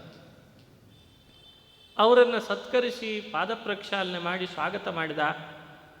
ಕೇಳ್ತಾನೆ ನಾರದರನ್ನು, ನಾರದರೆ ನನಗೆ ಯಾಕೆ ಹೀಗಾಗಿದೆ ಅಂತ ಕೇಳಿದ. ಎಷ್ಟೆಲ್ಲ ಕರ್ಮಗಳನ್ನು ಮಾಡ್ತೇನೆ, ಯಜ್ಞ ಯಾಗಗಳನ್ನು, ಆದರೂ ಕೂಡ ನನಗೊಂದು ನೆಮ್ಮದಿ ಇಲ್ಲಲ್ಲ, ಯಾಕೆ? ನಾರದರು ಉತ್ತರ ಕೊಡೋ ಮುನ್ನ, ಪ್ರಾಚೀನ ಬರಿಹಿ ನಿನ್ನನ್ನು ಇಲ್ಲೇ ಕರೆದುಕೊಂಡು ಹೋಗೋಣ ಅಂತಿದ್ದೇನೆ, ಬಾ ಅಂತ ಎಲ್ಲಿಗೋ ಕರೆದುಕೊಂಡು ಹೋದ್ರಂತ. ವಿಚಿತ್ರವಾದ ಕತ್ತಲು ಪ್ರದೇಶ, ಘೋರವಾದ ಕತ್ಲು, ವಿಚಿತ್ರ ಶಬ್ದ, ರೋದನೆ ಮಾಡ್ತಿದ್ದಾರೆ, ಅಳುತ್ತಿದ್ದಾರೆ, ಕೂಗ್ತಿದ್ದಾರೆ, ಕಿರ್ಚ್ತಿದ್ದಾರೆ. ಇವನಿಗೆ ಆ ಶಬ್ದ ಕೇಳಲಿಕ್ಕಾಗ್ತಾ ಇಲ್ಲ. ವಿಚಿತ್ರ ಪ್ರಾಣಿಗಳ ಮುಖಗಳು ಕಣ್ಣು ಅಗಲ ಮಾಡ್ಕೊಂಡು ನಿರೀಕ್ಷೆ ಮಾಡ್ತಾ ಇದ್ದಾವೆ. ಯಾರೋ ಬರ್ತಾರೆ ನಮಗೆ, ಯಾರೋ ಬರ್ತಾರೆ ನಮ್ಮ ಹತ್ರ, ನಾವು ಅವನನ್ನು ಮುಗಿಸಿಬಿಡೋಣ ಅನ್ನೋಷ್ಟರ ಮಟ್ಟಿಗೆ ಘೋರ ದೃಷ್ಟಿ. ಹೀಗೆ ಅನೇಕ ಘೋರವಾದಂಥ ಸಂದರ್ಭಗಳನ್ನು ತೋರಿಸಿ ವಾಪಸ್ ಕರ್ಕೊಂಡು ಬಂದ್ರಂತ. ಪ್ರಾಚೀನ ಬರಿಹಿ ರಾಜ ನಾರದರನ್ನು ಕೇಳ್ತಾನೆ, ಎಲ್ಲಿ ಕರ್ಕೊಂಡು ಹೋಗಿದ್ರಿ ಅಂತವ. ಯಾರವರೆಲ್ಲ, ಯಾರನ್ನು ನಿರೀಕ್ಷೆ ಮಾಡ್ತಿದ್ದಾರೆ, ಏನವರು? ಅವರು ನಿನ್ನೆ ನಿರೀಕ್ಷೆ ಮಾಡ್ತಿದ್ದಾರೆ ಅಂತಂದ್ರಂತ. ಇನ್ನೂ ಭಯ ಆಯಿತು.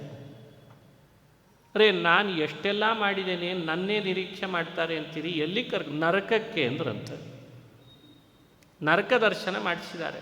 ನಾರದರಂಥ ಮಹಾತ್ಮರಿಗೆ ಅದು ಸಾಧ್ಯವೇ? ಭಯಭೀತನಾದ, ನಾನು ಯಜ್ಞ ಮಾಡಿದ್ದೇನೆ, ಯಾಗ ಮಾಡಿದ್ದೇನೆ, ಅನ್ನದಾನ ಮಾಡಿದ್ದೇನೆ, ಏನು ಮಾಡಿದ್ದೇನೆ ನಾನೆಲ್ಲ ನಿಮಗೆ ಗೊತ್ತು ನಾರದರೆ, ಆದರೂ ನನಗೆ ನರಕ ಅಂತಾನೆಯ?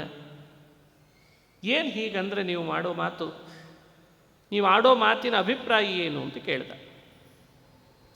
ಆಗ ನಾರದರು ಹೇಳ್ತಾರೆ, ಮನುಷ್ಯ ತನ್ನ ಜೀವನದಲ್ಲಿ ಸಾಧನೆ ಮಾಡ್ತೇನೆ ಅಂತಂದರೆ ಫಲದ ಆಸೆ ಪಟ್ಟು ಸಕಾಮ ಕರ್ಮ ಮಾಡೋದಲ್ಲಪ್ಪ ಅಂತಂದ್ರಂತ. ನೀನು ಯಜ್ಞ ಮಾಡಿದ್ದೇನೆ, ಯಾಗ ಮಾಡಿದ್ದೇನೆ ಅಂತ ಹೇಳ್ತಿದ್ದಿ ನಿಜ, ಆದರೆ ಆ ಯಜ್ಞ ಯಾಗ ಅವು ಎಲ್ಲದರ ಹಿಂದೆ ನಿನ್ನ ಮನಸ್ಸಿನೊಳಗಿರುವ ಕಾಮನೆಯನ್ನು ನೀನು ಮರ್ತಿಲ್ಲಲ್ಲ ಅಂತಂದ್ರಂತ. ಹಾಗಾಗಿ ನಾರದರಂತಾರೆ, ಗೃಹೇಶು ಕೂಟ ಧರ್ಮೇಶು ಪುತ್ರದಾರಧನಾರ್ಥಧೀಹಿ ನ ಪರಂ ವಿಂದತೆ ಮೂಢೋ ಭ್ರಾಮ್ಯನ್ ಸಂಸಾರವರ್ತ್ಮನಿ ಭೋ ಭೋ ಪ್ರಜಾಪತೆ ರಾಜನ್ ಪಶೂನ್ ಪಶ್ಯ ತಥಾ ತ್ವಯಾಧ್ವರೇ ಸಂಜ್ಞಾಪಿತಾನ್ ಜೀವಸಂಘಾನ್ ನಿರ್ಘೃಣೇನ ಸಹಸ್ರಶಃ. ಭೋ ಭೋ ಪ್ರಜಾಪತೆ ರಾಜನ್ ಪಶೂನ್ ಪಶ್ಯ. ನೋಡಿಲ್ಲಿ ಎಷ್ಟು ಪಶುಗಳಿದ್ದಾವೆ, ಯಾವ್ಯಾವ ಪಶುಗಳನ್ನು ನೀನು ಯಜ್ಞ ಯಾಗಗಳನ್ನು ಮಾಡಿ ಮಾಡಿ ನಿನ್ನ ಸ್ವಾರ್ಥಕ್ಕೆ ಹಣದ ಆಸೆಗೆ ಅಂತ ಕತ್ತರಿಸಿ ಹಾಕಿದೆಯಲ್ಲ, ಅವರೆಲ್ಲ ನಿನ್ನ ನಿರೀಕ್ಷೆ ಮಾಡ್ತಿದ್ದಾರೆ ನೋಡು ಅಂತಂದ್ರಂತ. ಇದನ್ನು ನೀನು ಮಾಡಿದ್ದಕ್ಕೆ ಇಂಥ ದೊಡ್ಡ ನರಕ ನಿನಗಾಗ್ತದೆ. ಈಗ ಇದು ಆ ನಾರದರು ಪರಿಚಯ ಮಾಡಿಸುವಾಗ ಹೇಳಿದಂಥ ಮಾತು. ಹಾಗಾಗಿ ಕೇಳ್ತಾನೆ ಅವನು ರಾಜ, ಸರಿ ನನ್ನ ಅಪರಾಧ ಆಗಿದೆ, ನೀನ ಬರಿಹಿಯ ಕಳಕಳಿ ಪಾಪ, ಪಶ್ಚಾತ್ತಾಪ ಆಯಿತು, ಹೌದು ನಾ ಮಾಡಬಾರ್ದಾಗಿತ್ತು, ಇದೆಲ್ಲ ಮಾಡ್ತಾ ಇರೋದು ಸಕಾಮದಿಂದ, ತಪ್ಪುದು ನಂದು, ಮತ್ತು ಯಾವ ದಾರಿ ಸರಿ ಅಂತ ಹೇಳ್ಕೊಡಿ ನನಗೆ ಅಂತನ್ನಂತ. ಇವತ್ತೇನಾಗಿದೆ ಸಂದರ್ಭ, ತಪ್ಪು ಅಂತ ಗೊತ್ತಾದರೂ ಕೂಡ ಸರಿ ದಾರಿ ಗೊತ್ತಿಲ್ಲದೆ ಇದ್ದವ್ರು ಬಹಳ ಜನ ಇದ್ದೇವೆ. ಹಾಗಾಗಿ ಮನುಷ್ಯ ಆ ರೀತಿ ಸರಿದಾರಿ ಗೊತ್ತಿಲ್ಲದೆ ಇದ್ದಾಗ ಇದನ್ನೂ ಬಿಡುವಲ್ಲ, ಅದನ್ನು ಹಿಡಿಲಿಕ್ಕೆ ಗೊತ್ತಿಲ್ಲ ಪಾಪ.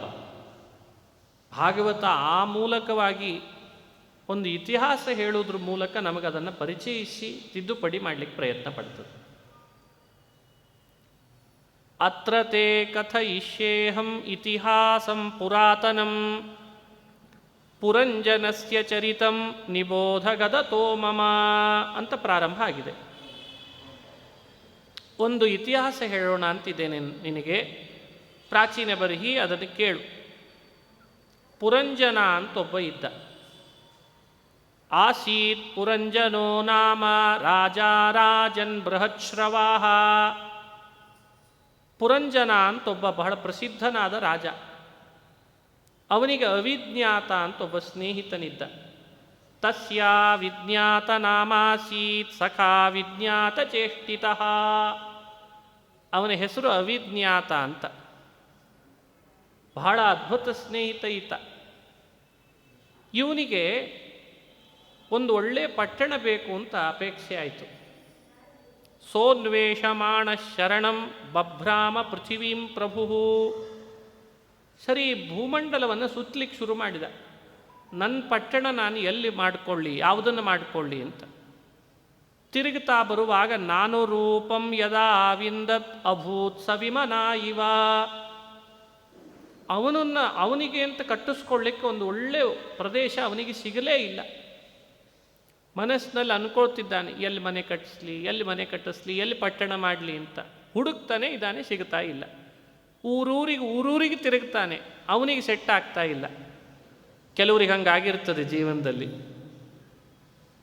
ಹಾಗಾಯಿತು ಪುರಂಜನನಿಗೆ. ಏಕದಾ ಹಿಮವತೋ ದಕ್ಷಿಣೇಶ್ವಥಸಾನುಷು. ಹಿಮವತ್ ಪರ್ವತದ ದಕ್ಷಿಣ ಭಾಗದ ಬೆಟ್ಟದ ಪ್ರದೇಶದ ಕಡೆಯಲ್ಲಿ ಒಂದು ಪಟ್ಟಣ ಕಾಣಿಸ್ತು. ತುಂಬ ಖುಷಿ ಕೊಡ್ತು ಅವನಿಗೆ. ಆ ಪಟ್ಟಣಕ್ಕೆ 9 ಬಾಗಿಲುಗಳಿದ್ವಂತೆ. ತದರ್ಶನವಭಿರ್ದ್ವಾರೈ ಪುರೀಂ ಲಕ್ಷಿತ ಲಕ್ಷಣ. 9 ಬಾಗಿಲಿನ ಒಂದು ಪಟ್ಟಣ ಕಂಡಾಗ ಖುಷಿಪಟ್ಟ ಪುರಂಜನ. ಅದಕ್ಕೆ ಸಾಕಷ್ಟು ಪ್ರಾಕಾರಗಳಿದ್ದವು. ಉಪ್ಪರಿಗೆ ಮೇಲೆ ಉಪ್ಪರಿಗೆ, ಅಂತಸ್ತಿನ ಮೇಲೆ ಅಂತಸ್ತುಗಳು ಅಲ್ಲಿದ್ದಂಥ ಪಟ್ಟಣದ ಮನೆಗಳಲ್ಲಿ ಕಂಡುಬಂತು. ಶಿಖರಗಳು, ಬಂಗಾರ, ಬೆಳ್ಳಿ, ಕಬ್ಬಿಣದಿಂದ ನಿರ್ಮಿಸಿದ ಶಿಖರ. ಸ್ವರ್ಣ ರೌಪ್ಯಾಯಸೈ ಶೃಂಗೈ ಸಂಕುಲ ಸರ್ವತೋಗ್ರಹೈ.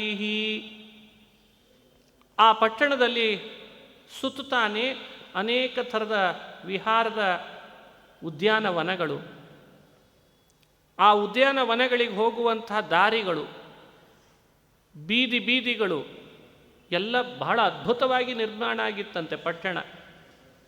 ಅದನ್ನು ವಿಸ್ತಾರವಾಗಿ ವರ್ಣಿಸ್ತದೆ ಭಾಗವತ. ಒಂದು ಸ್ಮಾರ್ಟ್ ಸಿಟಿ ಕಲ್ಪನೆ ಕೊಡ್ತದೆ ಭಾಗವತ. ಒಂದು ರಸ್ತೆ ಇದ್ದರೆ ಸಾಲದು, ವಾಪಸ್ ಬರೋರಿಗೆ ಬೇರೆ ರಸ್ತೆ, ಅದಕ್ಕೆ ಮತ್ತೊಂದು ರಸ್ತೆ. ಸರಿ, ವಾಹನ ಓಡಿಸೋ ರಸ್ತೆ ಬೇರೆ ಆಗಿರಬೇಕು, ನಡೀಲಿಕ್ಕೆ ಬೇರೆ ಇರಬೇಕು. ಮತ್ತು ಅದು ಸರ್ವೀಸ್ ರಸ್ತೆ ಬೇರೆ, ನೈಸ್ ರಸ್ತೆ ಬೇರೆ. ಇವ್ರದೇ ಇಷ್ಟಿದೆ ಅಂದರೆ ದೇವರು ಅದನ್ನೆಲ್ಲ ವ್ಯವಸ್ಥೆ ಮಾಡಿದ್ದ ಆ ಪಟ್ಟಣದಲ್ಲಿ. ಹಾಗಾಗಿ ಸಣ್ಣ ಸಣ್ಣ ಬೀದಿಗಳು ಬೇರೆ, ದೊಡ್ಡ ದೊಡ್ಡ ರಸ್ತೆಗಳು ಬೇರೆ, ರಥ ಓಡಿಸ್ಲಿಕ್ಕಿರೋದು ಬೇರೆ, ಉದ್ಯಾನವನಕ್ಕೆ ಹೋಗೋ ರಸ್ತೆ ಬೇರೆ, ಅಂಗಡಿಯ ವ್ಯಾಪಾರಕ್ಕೆ ಅಂತ ವಿಹಾರಕ್ಕೆ ವ್ಯಾಪಾರಕ್ಕೆ ಹೋಗೋ ರಸ್ತೆಗಳು ಬೇರೆ. ಅದೆಲ್ಲ ಇದೆ. ಮೂಲಭೂತ ಸೌಕರ್ಯ ಅಂದರೆ ನೀರು ಮುಖ್ಯ. ನದಿಗಳು ಹರಿಲಿಕ್ಕೆ ಅಂತ ಸಾಕಷ್ಟು ಅದರದ್ದು ವ್ಯವಸ್ಥೆ ಮಾಡಿಸಿದ್ದಾರೆ. ನದಿ ನೀರಿನ ವ್ಯವಸ್ಥೆ ಇದೆ, ಗಿಡ ಮರಗಳ ವ್ಯವಸ್ಥೆ ಇದೆ, ಉದ್ಯಾನವನಗಳ ವ್ಯವಸ್ಥೆ ಇದೆ. ಇಂಥ ಅದ್ಭುತವಾದ ಪಟ್ಟಣ ಯಾರಿಗೆ ತಾನೇ ಬೇಡ ಅಂತ ಅನಿಸ್ತದೆ ಹೇಳಿ ನೋಡೋಣ. ಇದು ಪುರಂಜನನ ಮನಸ್ಸಿಗೆ ಬರಲಿಕ್ಕೆ ಅದ್ಭುತವಾದಂಥ ಈ ರಸ್ತೆ ಈ ಪಟ್ಟಣ ಕಾರಣ ಆಗಿದ್ದು ಇದಕ್ಕೆ. ಇದನ್ನು ನೋಡಿದ ಎದೃಚ್ಛಯ, ನನಗಿದು ಲಬ್ಧ ಆಗಿದೆ ಅಲ್ಲ, ಇದನ್ನು ನಂದು ಮಾಡಿಕೊಳ್ಳೋಣ ಅಂತ ಬಂದ. ಆ ಸಮಯಕ್ಕೆ ಒಂದು ಹೆಣ್ಣು ಕಣ್ಣಿಗೆ ಬೇರೆ ಬಿದ್ಲಂತೆ ಪುರಂಜನನಿಗೆ. ಯದೃಚ್ಛಯಾಗತಾಂ ತತ್ರ ದದರ್ಶ ಪ್ರಮದೋತ್ತಮಾಂ ಭೃತ್ಯೈರ್ದಶಭಿರಾಯಾಂತೀಂ ಏಕೈಕ ಶತನಾಯಕೈಃ. ಏನು ಸ್ವರಸ ಭಾಗವತ. ಯದೃಚ್ಛಯ ಆಗತಾಂ ತತ್ರ, ತಾನಾಗಿಯೇ ಬಂದಂಥ ಒಂದು ಹೆಣ್ಣು, ಒಬ್ಬಂಟಿಗಳಾಗಿ ಬಂದಿಲ್ಲ ಅವಳು, ಜೊತೆಗೂಡಿ 10 ಜನ ಸೇನಾಧಿಪತಿಗಳು ಇದ್ರಂತೆ. ಅದನ್ನು ಹೇಳ್ತಾರೆ, ಭೃತ್ಯೈರ್ದಶಭಿರಾಯಾಂತೀಂ ಏಕೈಕ ಶತನಾಯಕೈಃ. ಒಬ್ಬೊಬ್ಬರ ಕೈಯಲ್ಲಿ ಅನೇಕರು ಆಳುಕಾಳುಗಳು ಇರುವ ಸೇನಾಧಿಪತಿಗಳು 10 ಜನ ಅವಳ ಜೊತೆಗೂಡಿ ಬಂದಿದ್ರಂತೆ. ಅವರನ್ನೂ ನೋಡ್ದ. ತೇಷಾಂ ಪರಿವೃದ್ಧೋ ರಾಜನ್ ಸರ್ವೇಷಾಂ ಬಲಿಮುದ್ವಹನ್ ಸಸ್ತ್ರೀಕಾಣಾಂ ಸಖಾ ತಸ್ಯ ಬಹುರೂಪೋ ಗ್ರಣೀ ಸ್ತ್ರೀಯಃ. ಅವಳಿಗೆ ಸೇವೆ ಮಾಡಲಿಕ್ಕೆ ಅಂತ ಸಾಕಷ್ಟು ಜನ ಹಿಂದೆ ಆಳುಕಾಳುಗಳು ಸ್ತ್ರೀಯರು ನೋಡಿದ. ಅವಳನ್ನು ನೋಡಿದಾಗ ಹತ್ತಿರ ಹೋಗುವಷ್ಟರಲ್ಲಿ ಅವಳ ಹತ್ತಿರದಲ್ಲಿ ಒಂದು ಹಾವು ಬೇರೆ ಇತ್ತಂತೆ. ಅದು 5 ತಲೆ ಹೆಡೆ ಹಾವು. ನೋಡ್ದ, ಅಯ್ಯಪ್ಪ ಹೋಗೋಣವೋ ಬೇಡವೋ ಅಂತ. ಸರಿ, ಪಂಚಶೀರ್ಷಾಹಿನ ಗುಪ್ತಾಂ ಪ್ರತಿಹಾರೇಣ ಸರ್ವತಃ. 5 ತಲೆ ಹೆಡೆ ಹಾವು ಅದು ಯಾವಾಗಲೂ ಇವಳನ್ನು ರಕ್ಷಣೆಗೆ ಅಂತ ಸುತ್ತುವರಿತಿರ್ತಿತ್ತಂತೆ ಯಾವಾಗಲೂ. ಅದನ್ನೂ ಗಮನಿಸಿದ. ಸರಿ, ಹಾವಿದ್ರೆ ಇರಲಿ ಪರವಾಗಿಲ್ಲ ನೋಡೋಣ ಅಂತ ಅವಳನ್ನು ನೋಡ್ತಾನೆ. ಅವಳು ಬಹಳ ಸುಂದರಿ ಇದ್ದಾಳೆ. ಸುನಾಸಾಂ ಸುದತೀಂ ಬಾಲಾಂ ಸುಖಪೋಲಾಂ ವರಾನನಾಂ. ಎಷ್ಟು ಸುಂದರಳಿದ್ಲವಳು. ಅವಳ ದೇಹದ ಸೌಂದರ್ಯವನ್ನು ನೋಡ್ದ. ಬಹಳ ಮನಸ್ಸಿಗೆ ಅವಳನ್ನು ತಂದುಕೊಂಡು ನನ್ನವಳಾಗಬೇಕು ಇವಳು ಅಂತ ಭಾವಿಸ್ತಾ ಇದ್ದಾನೆ. ಆದರೆ ಅವಳ ಹೆಸರು ಗೊತ್ತಿಲ್ಲ, ಅವಳು ಯಾರು ಅಂತ ಗೊತ್ತಿಲ್ಲ ಇವನಿಗೆ. ಎಲ್ಲ ಪರಿಚಯ ಮಾಡಿಕೊಳ್ಬೇಕಲ್ಲ. ಅವಳನ್ನೇ ಕೂಗಿ ಕೇಳ್ದ, ನೀನು ಯಾರು? ಕಾತ್ವಂ ಕಂಜಫಲಾಶಾಕ್ಷಿ ಕಸ್ಯಾಸೀಹ ಕುತಸ್ಸತಿ. ಕಾತ್ವಂ ಕಂಜಫಲಾಶಾಕ್ಷಿ, ಕಮಲದ ಕಣ್ಣಿನವಳೇ ನೀನು ಯಾರು? ಎಲ್ಲಿದ ಬಂದಿದ್ದಿ? ನೋಡಿದ್ರ, ಪುರಂಜನನಿಗೆ ಅವಳ ಮೇಲೆ ಅಪೇಕ್ಷೆ ಆಗಿದೆ.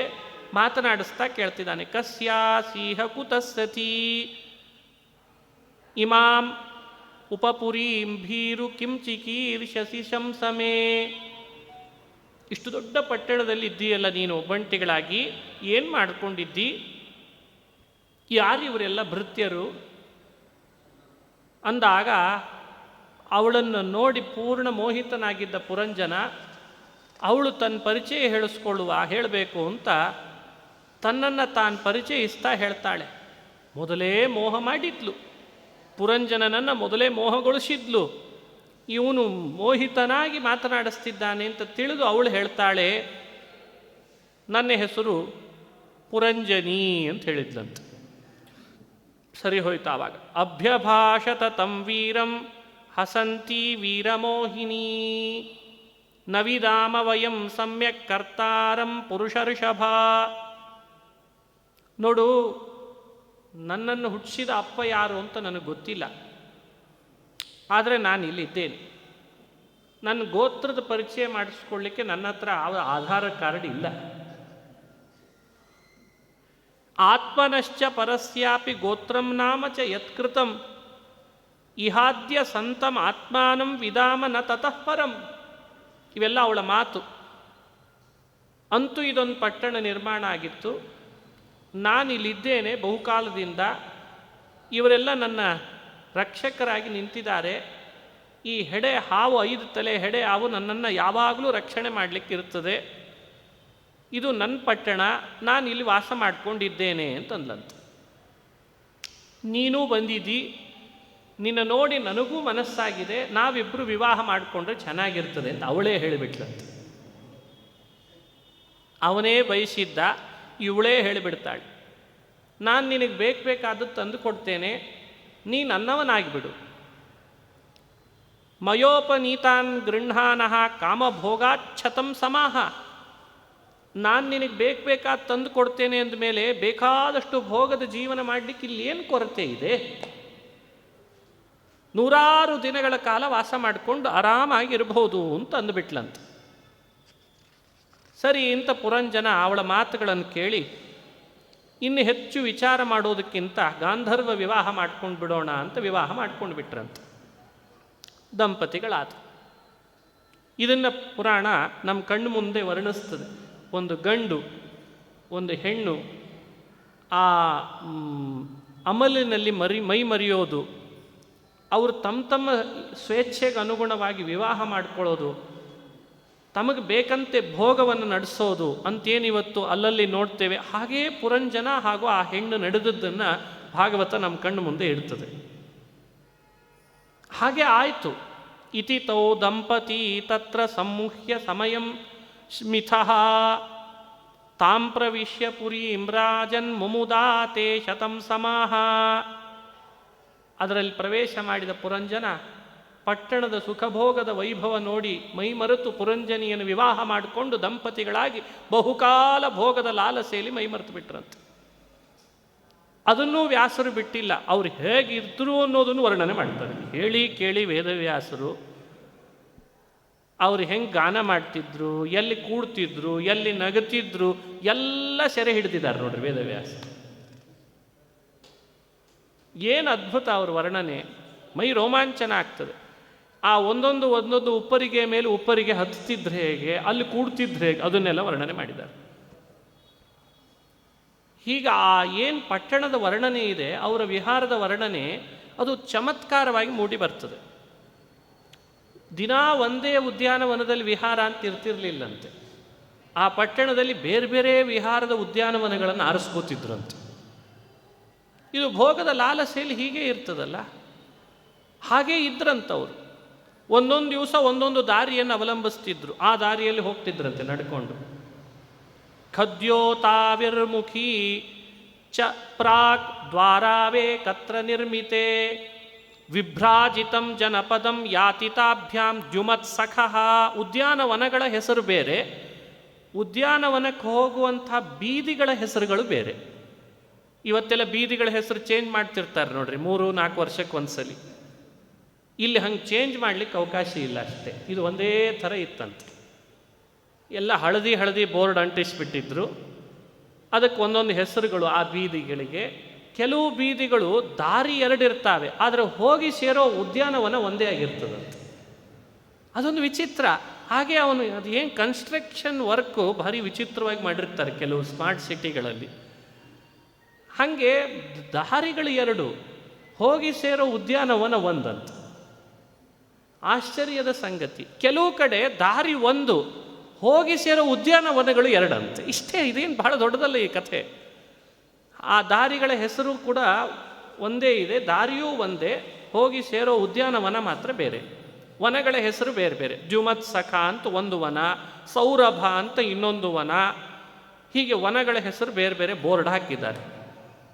ಅದು ಅದದೇ ಸುಖ ಕೊಡ್ತದೆ, ಬಹಳ ಖುಷಿ ಕೊಡ್ತದೆ. ಅಲ್ಲಿಗೆ ಹೋಗ್ತಿದ್ರಂತೆ, ಅಲ್ಲಿ ಸ್ವಲ್ಪ ಕಾಲ ಕಳೆಯೋದು, ಮತ್ತೆ ಬರೋದು, ಮತ್ತೆ ಹೋಗೋದು, ಕಾಲ ಇದು ಇವರಿಬ್ಬರು ದಂಪತಿಗಳ ಕೆಲಸ. ಹೀಗೆ ವಿಸ್ತಾರವಾಗಿ ಆ ಪುರಂಜನ ಉಪಾಖ್ಯಾನ ಅಂದರೆ ಅವರ ವಿಹಾರದ ವರ್ಣನೆಯೇ ಅತಿ ಹೆಚ್ಚಾಗಿ ಮಾಡಿಬಿಟ್ಟಿದ್ದಾರೆ ವೇದವ್ಯಾಸರು. ಅಂತೂ ಹೀಗೆ ಕಾಲ ಕಳೀತಾ ಕಳೀತಾ ಅವಳು ಕುಡ್ದಾಗ ಕುಡಿತಿದ್ದ, ಅವಳು ಹತ್ರ ಇವ ಅಳ್ತಿದ್ದ, ಅವಳು ನಕ್ರೆ ನಗುತ್ತಿದ್ದ. ಅಂತೂ ಪುರಂಜನಿ ಹೇಳ್ದಂಗಿದ್ದ, ಹೆಸರಿಗೆ ರಾಜ. ನೋಡಿದ್ರೆ ಅವಳದೇ ಆಡಳಿತ ಎಲ್ಲ. ಕ್ವಚಿತ್ ಪಿಬಂತ್ಯಾಂ ಪಿಬತಿ ಮದಿರಾಂ ಮದವಿಹ್ವಲಃ ಅಶ್ನಂತ್ಯಾಂ ಕ್ವಚಿದ್ ಅಶ್ನಾತಿ ಜಕ್ಷಂತ್ಯಾಂ ಜಹಜಕ್ಷತಿ ಸಹಜಕ್ಷತಿ. ಅವಳು ಕುಡಿದ್ರೆ ಕುಡಿಯೋದು, ಕುಳಿತ್ರೆ ಕುಳ್ಕೊಳ್ಳೋದು, ನಿಂತರೆ ನಿಲ್ಲೋದು, ಬಾ ಅಂದರೆ ಹೋಗೋದು, ಇಲ್ಲ ಅಂದರೆ ಇಲ್ಲ. ಅಂತೂ ಇಂತೂ ಪುರಂಜನಿಗೆ ಪರವಶನಾಗಿಬಿಟ್ಟ. ಅವಳು ಏನಂತಾಳದು, ಇದಕ್ಕೆ ಯಾವ ಹಿಂದೂ ಮುಂದೂ ನೋಡೋ ಪ್ರಸಂಗವೇ ಇಲ್ಲ. ಹೀಗೆ ಕಾಲ ಕಳೀತಾ ಇದ್ದದ್ದನ್ನು ನೋಡಿ ವ್ಯಾಸರು ಒಂದು ಮಾತು ಹೇಳ್ತಾರೆ. ಹೆಂಗಿದ್ದ ಅಂದರೆ ಅವಳ ಕೈಗೆ ಸಿಕ್ಕಂಥ ಒಂದು ಗೊಂಬೆ ಆದಾಗ ಆಗಿದ್ದಂತೆ. ಅದಕ್ಕೊಂದು ಉದಾಹರಣೆ ಕೊಡ್ತಾರೆ. ನೇಚ್ಛನ್ ಅನುಕರೋತ್ಯಜ್ಞ ಕ್ಲೈಬ್ಯಾತ್ ಕ್ರೀಡಾ ಮೃಗೋ ಯಥಾ ಅಂತಂತಾರೆ. ವಿಪ್ರಲಬ್ಧೋ ಮಹಿಷ್ಯೈವಂ ಸರ್ವ ಪ್ರಕೃತಿ ವಂಚಿತ. ಪರಿಪೂರ್ಣ ವಂಚಿತನಾದ ಪುರಂಜನ. ಎಂಥ ರಾಜ, ಎಂಥ ದೊಡ್ಡ ಸ್ನೇಹಿತ ಇದ್ದ ಅವಿಜ್ಞಾತ, ಇಲ್ಲಿ ಬಂದು ಪೂರ್ಣ ಅವಳ ಪರವಶನಾಗಿಬಿಟ್ಟ. ವಶನಾದ ಅಂದರೆ ಎಷ್ಟು? ಕ್ರೀಡಾ ಮೃಗೋ ಯಥಾ. ಒಂದು ಕ್ರೀಡಾ ಮೃಗ, ಆಟದ ಜಿಂಕೆ, ಮನೆ ಒಳಗೆ ಕಟ್ಟಿ ಹಾಕಿದ ಜಿಂಕೆ ಹೇಗೋ ಹಾಗಾಗಿ ಬಿಡ್ತಂತೆ, ಏನಿಲ್ಲ ಅಂತ. ಆಗ ಸಯೇ ಕದಾ ಮಹೇಶ್ವಾಸೋ ರಥಂ ಪಂಚಾಶ್ವಮಾಶುಗಂ. ಒಂದು ಸಲಿ ಕುದುರೆ ಏರಿ ಬಹುವೇಗವಾಗಿ ಹೋಗುವಂಥ ರಥ ಏರಿ ಹೊರಟಿದ್ದಾನೆ ಯುದ್ಧ ಮಾಡೋಣ ಅಂತ. ಅಲ್ಲಿ ಬೇಟೆ ಆಡ್ತಾನೆ. ಬೇಟೆ ಆಡ್ತಾ ಆಡ್ತಾ ಒಂದಿಷ್ಟು ಪ್ರಾಣಿಗಳನ್ನು ಹನನ ಮಾಡ್ತಾನೆ. ಹಸಿವೆ ಆಯಿತು ಅಂತ ಮಾಂಸಗಳನ್ನು ತಂದು ಆಹಾರಕ್ಕಾಗಿ ಅಂತ ಉಪಯೋಗಿಸಿ ಅದನ್ನು ತಿಂದು ಬಿಡ್ತಾನೆ. ಇದು ವಿಕರ್ಮದಲ್ಲಿ ರಥನಾಗಿದ್ದ. ಕುಕರ್ಮದಲ್ಲಿ ರಥನಾದ. ಹೀಗೆ ಅನೇಕ ರೀತಿಯಿಂದ ಹಿಂಸೆಯನ್ನು ನಡೆಸಿ ಒಂದಿಷ್ಟು ದಿನಗಳ ಕಾಲ ಕಳೆದ ತನ್ನ ಸ್ವಾರ್ಥಕ್ಕಾಗಿ. ಆಗ ಪುರಂಜನ ಸ್ವಮಹಿಷೀಂ ನಿರೀಕ್ಷಾವಧುತಾಂಭುವಿ ಮಥಿತಜ್ಞಾನೋ ವೈಕ್ಲವ್ಯಂ ಪರಮಂ ಯಯೋ. ಅವಳ ಸಂಘವೇ ಬಹಳ ಅಂತ ಭಾವಿಸಿ ಯಾವಾಗಲೂ ಸಂಘದಲ್ಲಿಯೂ ರಥನಾಗ್ತಾ ಇದ್ದ. ಹೀಗೆಲ್ಲ ಪರವಶನಾಗಿ ಕಾಲ ಕಳೆದ ಅನ್ನೋ ಕಥೆಯನ್ನು ನಮಗೆ ವಿಸ್ತಾರವಾಗಿ ವರ್ಣನೆ ಮಾಡಿ ತೋರಿಸ್ತದಲ್ಲ. ಏನಿದರ ಸಂದೇಶ? ನಾವು ಹ್ಯಾಕೆ ತಿಳಿಬೇಕಿದನ್ನು? ಒಂದು ಅರ್ಥದಲ್ಲಿ ಪುರಂಜನ ಉಪಾಖ್ಯಾನ ಅಂದರೆ ನಮ್ಮ ನಿಮ್ಮೆಲ್ಲರ ಸ್ಥೂಲ ದೇಹದಲ್ಲಿ ನಡೆಯುವಂತಹ ಪ್ರಕ್ರಿಯೆಗಳನ್ನು ಹೇಳಲಿಕ್ಕೆ ಬಂದ ಉಪಾಖ್ಯಾನ ಅಂತ ತಿಳಿಸ್ತಾರೆ. ಈ ನಮ್ಮ ದೇಹವೇ ಒಂದು ಪುರಂಜನ. ಇದು ಪುರಂಜನ ಅಲ್ಲ, ಇದು ಪುರ, ಇದು ದೇಹ. ಇದರೊಳಗೆ ಸೇರಿಕೊಂಡ ಪ್ರತಿಯೊಬ್ಬ ಸಾಧಕರಾದ ನಾವು ನೀವುಗಳೆಲ್ಲ ಪುರಂಜನರು. ಇಲ್ಲಿರುವ ಹೆಣ್ಣು ಯಾರು ಅಂದರೆ ನಮ್ಮ ನಿಮ್ಮೆಲ್ಲರ ಬುದ್ಧಿ. ಬುದ್ಧಿ ಎನ್ನುವಳು ಒಳಗೆ ಸೇರಿದ ಜೀವನನ್ನು ತನ್ನ ವಶ ಮಾಡಿಕೊಳ್ತಾಳೆ ಹೊರತು ಯಾವತ್ತೂ ತಾನು ಪುರಂಜನನಿಗೆ ವಶಳಾಗುವುದಿಲ್ಲ. ವಶಳಾಗಿ ಏನು ಮಾಡ್ತಾಳೆ ಅಂದರೆ ಅನೇಕ ವಿಧವಾದ ಈ ಪಟ್ಟಣದ 9 ವಿಧವಾದ ದ್ವಾರಗಳ ಮೂಲಕ ವಿಷಯದ ಸೌಖ್ಯವನ್ನು ಕೊಡಿಸುವಂತೆ ಮೈಮರೆಸ್ತಾಳೆ. ಕೊಟ್ಟು ಆಗಲೇ ಹೇಳಿದಂತೆ ಬೀದಿಗಳು 2, ಹೋಗಿ ಸೇರುವ ಬಾಗಿಲು ಮಾತ್ರ, ಉದ್ಯಾನವನ ಮಾತ್ರ 1. ಬೀದಿ 1, ಅದರೊಳಗೆ ನಡ್ಕೊಂಡು ಹೋದರೆ ಸೇರುವಂತಹ ಉದ್ಯಾನವನ 2. ಅಂದರೆ ಏನರ್ಥ ಅಂದರೆ ಈ ಪಟ್ಟಣದೊಳಗೆ ರೂಪ, ರಸ, ಗಂಧ, ಸ್ಪರ್ಶ, ಶಬ್ದ ಇವುಗಳ ವಿಷಯದ ಸೌಖ್ಯ ಅನುಭವಿಸುವಂಥ ಏನು ತಾಣಗಳಿವೆ ಅವೇ ಉದ್ಯಾನವನಗಳಂತೆ. ಅವುಗಳಿಗೆ ಜೀವ ಹೋಗಿ ಪ್ರವೇಶ ಮಾಡಿ ಹೋಗುವಂಥದ್ದು ಅಂದರೆ ನಾಡಿಗಳು. ನಾಡಿಯ ದ್ವಾರಗಳು ಕೆಲವು ಕಡೆ 2 ಇದ್ದಾವೆ, ಕೆಲವು ಕಡೆ 1 ಇದ್ದಾವೆ. ಅವುಗಳನ್ನು ವಿಸ್ತಾರ ಮಾಡಿದ್ದಾರೆ. ಅದು ತುಂಬ ವಿಸ್ತಾರವಾಗಿ ಹೇಳಿದರೆ ನಮಗೆ ಅನುಸಂಧಾನಕ್ಕೆ ಬರ್ತದೆ. ಅದನ್ನು ತಿಳಿಸ್ತಾ ಬಂದಿದೆ ಭಾಗವತ. ಯಾವ್ಯಾವ ನಾಡಿಗಳ ಮೂಲಕ ಯಾವ್ಯಾವ ಉದ್ಯಾನವನದಲ್ಲಿ ಯಾವ್ಯಾವ ಸುಖವನ್ನು ಅನುಭವಿಸಿ ಕಾಲ ಕಳೀತಾನೆ. ಇಷ್ಟು ಭಾಗವತದ ಸಾರ. ಇವತ್ತು ಕಣ್ಣಿನಿಂದ ನೋಡಿ ನೋಡಿ ಸುಖ ಪಡ್ತೇವೆ, ಕೇಳಿ ಕೇಳಿ ಶಬ್ದದ ಸುಖ ಪಡ್ತೇವೆ, ರಸದಿಂದ ಸುಖ ಪಡ್ತೇವೆ. ಅದೆಲ್ಲ ಉದ್ಯಾನವನಗಳಿದ್ದಂತೆ. ಬುದ್ಧಿ ಅನ್ನೋ ಹೆಣ್ಣು ಪುರಂಜನ ಅನ್ನೋ ಜೀವನನ್ನು 9 ದ್ವಾರದ ಈ ಪಟ್ಟಣದೊಳಗೆ ನಾಡಿಗಳ ಮೂಲಕ, ಇಂದ್ರಿಯಗಳ ಮೂಲಕ ಐಹಿಕ ಸುಖದೊಳಗೆ ಮೈಮರೆಸ್ತಾಳೆ. ಇಷ್ಟು ಹೇಳಲಿಕ್ಕೆ ಬಂದಿದೆ ಕಥೆ. ಮೈಮರೆತಾಗ ಇವನಿಗೆ ಕಾಲ ಕಳೀತಾ ಹೊರತು ಭೋಗ ಜೀವನ ನಡೆಸ್ತಾ ಯಾವುದು ಅರ್ಥನೇ ಆಗಲಿಲ್ಲ. ಏನು ನಡೀತಾ ಇದೆ, ಎಲ್ಲಿ ಹೋಗ್ತಿದ್ದೇನೆ ಅಂತ ಅರ್ಥ ಆಗಲಿಲ್ಲ. ಕಾಲ ಕಳೀತಾ ಬಂತು. ಕಾಲ ಕಳೆಯುವ ಸಮಯಕ್ಕೆ ಒಬ್ಬೊಬ್ಬರು 100 ಜನ ಇದ್ರಲ್ಲ, ಅವರೆಲ್ಲ ನಾಶ ಆಗುವಂತಾಗ್ತದೆ. ಶತಾನ್ಯೇಕಾದಶ ವಿರಾಟ್ ಆಯುಷೋರ್ಧಮಥಾತ್ಯಗಾನ್. ಈ ಪಟ್ಟಣಕ್ಕೆ ಬರುವಾಗ 100 ಜನ ಆಳುಗಳು ಇದ್ದರು ಕೈ ಕೆಳಗೆ. ಅಂದರೆ ಅವರ ಆಯುಷ್ಯ, ಅವರು ಒಂದೊಂದು ದಿನದಂತೆ ಕಳೆದಂತೆ ಅವರೆಲ್ಲ ಕಳೀತಾ ಬಂದರು ಅಂತ ಅರ್ಥ. ಅದೇ ಸಮಯಕ್ಕೆ ಆಯುಷ್ಯ ಕಳೀತಾ ಬಂದಂತೆ ಈ ಪುರಂಜನನ ಪಟ್ಟಣದ ಮೇಲೆ ಆಕ್ರಮಣ ನಡೀತದೆ. ಚಂಡವೇಗ ಅಂತ ಒಬ್ಬ ಆಕ್ರಮಣ ಮಾಡ್ತಾನೆ. ಚಂಡವೇಗ ಇತಿ ಖ್ಯಾತೋ ಗಂಧರ್ವಪತಿ. ಗಂಧರ್ವರ ರಾಜ ಒಬ್ಬ ಚಂಡವೇಗ ಅಂತ, ಅವನು ಆಕ್ರಮಣ ಮಾಡ್ತಾನೆ. ಕಾಲ ಅಂತ ಮತ್ತೊಬ್ಬ ಆಕ್ರಮಣ ಮಾಡ್ತಾನೆ. ಅರ್ಥಾತ್ ನಮ್ಮ ಬದುಕಿನೊಳಗೆ ಈ ಸ್ಥೂಲ ದೇಹ ಪಡ್ಕೊಂಡಾಗ ಮೃತ್ಯು, ಆಯುಷ್ಯ ಇವೆಲ್ಲವೂ ಕೂಡ ಒಟ್ಟಿಗೆ ಆಕ್ರಮಿಸಿದಾಗ ನಮ್ಮ ಆಯುಷ್ಯವೂ ಗತಿಸ್ತದೆ, ಅಶಕ್ತಿಯೂ ಉಂಟಾಗ್ತದೆ. ಇನ್ನು ಈ ಸೇನಾಧಿಪತಿಗಳು ಮೊದಲು ಹೋರಾಟ ಮಾಡ್ತಾರೆ. 10 ಜನ ಇಂದ್ರಿಯಗಳಲ್ಲಿ ಶಕ್ತಿ ಇರ್ತದೆ. ಆದರೆ ಆ ಚಂಡವೇಗನ ಆಕ್ರಮಣದ ಮುಂದೆ ಸೈನಿಕರ ಸೇನಾಧಿಪತಿಗಳ ಶಕ್ತಿ ಕುಗ್ಗಿ ಹೋಗ್ತದೆ. ಅಂದ್ರೆ ಅರ್ಥ ಸ್ವಲ್ಪರಲ್ಲೇ ಕಣ್ಣು ಕ್ಷೀಣ ಆಗ್ತದೆ, ಕಿವಿ ಕ್ಷೀಣ ಆಗ್ತದೆ, ನಾಲಿಗೆ ಕ್ಷೀಣ ಆಗ್ತದೆ ಅಂತ ಒಂದೊಂದಾಗಿ ಕ್ಷೀಣಿಸ್ತಾ ಬರ್ತದೆ. ಕ್ಷೀಯಮಾಣೆ ಸ್ವಸಾಮರ್ಥ್ಯೆ ಏಕಸ್ಯ ಬಹುಭಿರ್ಯುಧಿ. ಕ್ಷೀಯಮಾಣವಾಗ್ತಾ ಬರ್ತದೆ. ಈಗ ಒಂದೊಂದು ಕ್ಷೀಣಿಸ್ತಾ ಬಂದಂತೆ ಇವನು ಪುರಂಜನಿಯಲ್ಲಿ ಮೈಮರ್ತಂಥ ಪುರಂಜನನಿಗೆ ಎಚ್ಚರಿಕೆ ಆಯಿತು. ನಾನು ಯುದ್ಧಕ್ಕೆ ನಿಲ್ಲಬೇಕು ಅಂತ. ಆ 5 ತಲೆ ಹೆಡೆ ಹಾವು ಒಂದು ಸ್ವಲ್ಪ ಹೊತ್ತು ಹೋರಾಟ ಮಾಡ್ತದೆ. ಅದರ ಹೋರಾಟವೂ ಕೂಡ ಬಹಳ ಹೊತ್ತಿರಲ್ಲ. ಎಲ್ಲಿ ತನಕ ಇರಲಿಕ್ಕೆ ಸಾಧ್ಯ? ಪುರಂಜನಿಯೂ ಕೂಡ ಸಾವನ್ನಪ್ಪುತ್ತಾಳೆ. ಅವಳನ್ನೇ ಇವನು ನೆನಪಿಸ್ಕೊಂಡು ತಾನು ಹೋರಾಟ ಮಾಡಿ ಪಟ್ಟಣವನ್ನು ಉಳಿಸ್ಕೊಳ್ಳೋಣ ಅಂತ ಹೋಗ್ತಾನೆ. ಇವನಿಗೂ ಕೂಡ ಮೃತ್ಯು ಆವಾಗ ಯುದ್ಧಕ್ಕೆ ಅಂತ ನಿಂತರೆ ಮೃತ್ಯುವಿಗೆ ಶರಣಾಗುವ ಸ್ಥಿತಿ ಬಂದ್ಬಿಡ್ತದೆ. ಕಾಲಕನ್ಯಾ, ಮೃತ್ಯು ಹಾಗೂ ಚಂಡವೇಗ ಅಂತ ಈ 3 ಆಕ್ರಮಣದೊಳಗೆ ತತ್ತರಿಸಿ ಪುರಂಜನನು ಕೂಡ ತಾನೂ ದೇಹ ಬಿಡುವ ಸಮಯ ಬರ್ತದೆ. ಮೃತ್ಯು ಬರುವಾಗಲೇ ಪ್ರಜ್ವಾರ ಅಂತ ಒಬ್ಬನನ್ನು ಕಳಿಸ್ತಾನೆ. ಪ್ರಜ್ವಾರೋಯಂ ಮಮ ಭ್ರಾತ ಅಂತ ಪ್ರಜ್ವಾರನನ್ನು ಕಳಿಸ್ತಾನೆ. ಅವನ ಮೂಲಕವಾಗಿ ಯುದ್ಧ ನಡೆಸಿ ಅವನು ಸಾವಿಗೆ ಶರಣಾಗುವಂತೆ ಮಾಡ್ತಾನೆ. ರೋಗ ತಂದು ಒಪ್ಪಿಸಿ ಸಾಯುವ ಕ್ಷಣಗಳಲ್ಲಿ ಬರುವ ಕೆಲವು ರೋಗಗಳಲ್ಲಿ ಪ್ರಜ್ವಾರ ಅಂತ ಒಂದು ಜ್ವರ, ಅವನು ಬಂದ ಮೇಲೆ ಮೃತ್ಯು ನಮ್ಮನ್ನು ಆಕ್ರಮಿಸಿಬಿಡ್ತಾನಂತೆ. ಅಂತೂ ಮೃತ್ಯುವಿಗೆ ಶರಣಾಗ್ತಾನೆ. ಮೃತ್ಯುವಿಗೆ ಶರಣ ಆಗುವಾಗ ಇವನಿಗೆ ಆ ಪುರಂಜನಿದೇ ನೆನಪು ಜಾಸ್ತಿ. ನಾನು ಹೆಂಗಿದ್ದೆ, ಎಷ್ಟು ಅನುಭವಿಸ್ತಿದ್ದೆ, ಏನೆಲ್ಲ ಆಗಿದ್ದೆ ಅಂತ ನೆನಪು ಜಾಸ್ತಿ.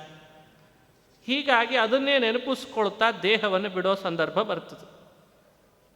ಹೆಣ್ಣನ್ನು ಅತಿಯಾಗಿ ಸ್ಮರಿಸ್ತಾ ದೇಹ ಬಿಟ್ಟದ್ರಿಂದ ಅನಂತರಂ ವಿದರ್ಭಸ್ಯ ರಾಜಸಿಂಹಸ್ಯ ವೇಶ್ಮನಿ ತಾಮೇವ ಮನಸಾ ಗೃಹನ್ ಬಭೂವ ಪ್ರಮದೋತ್ತಮ.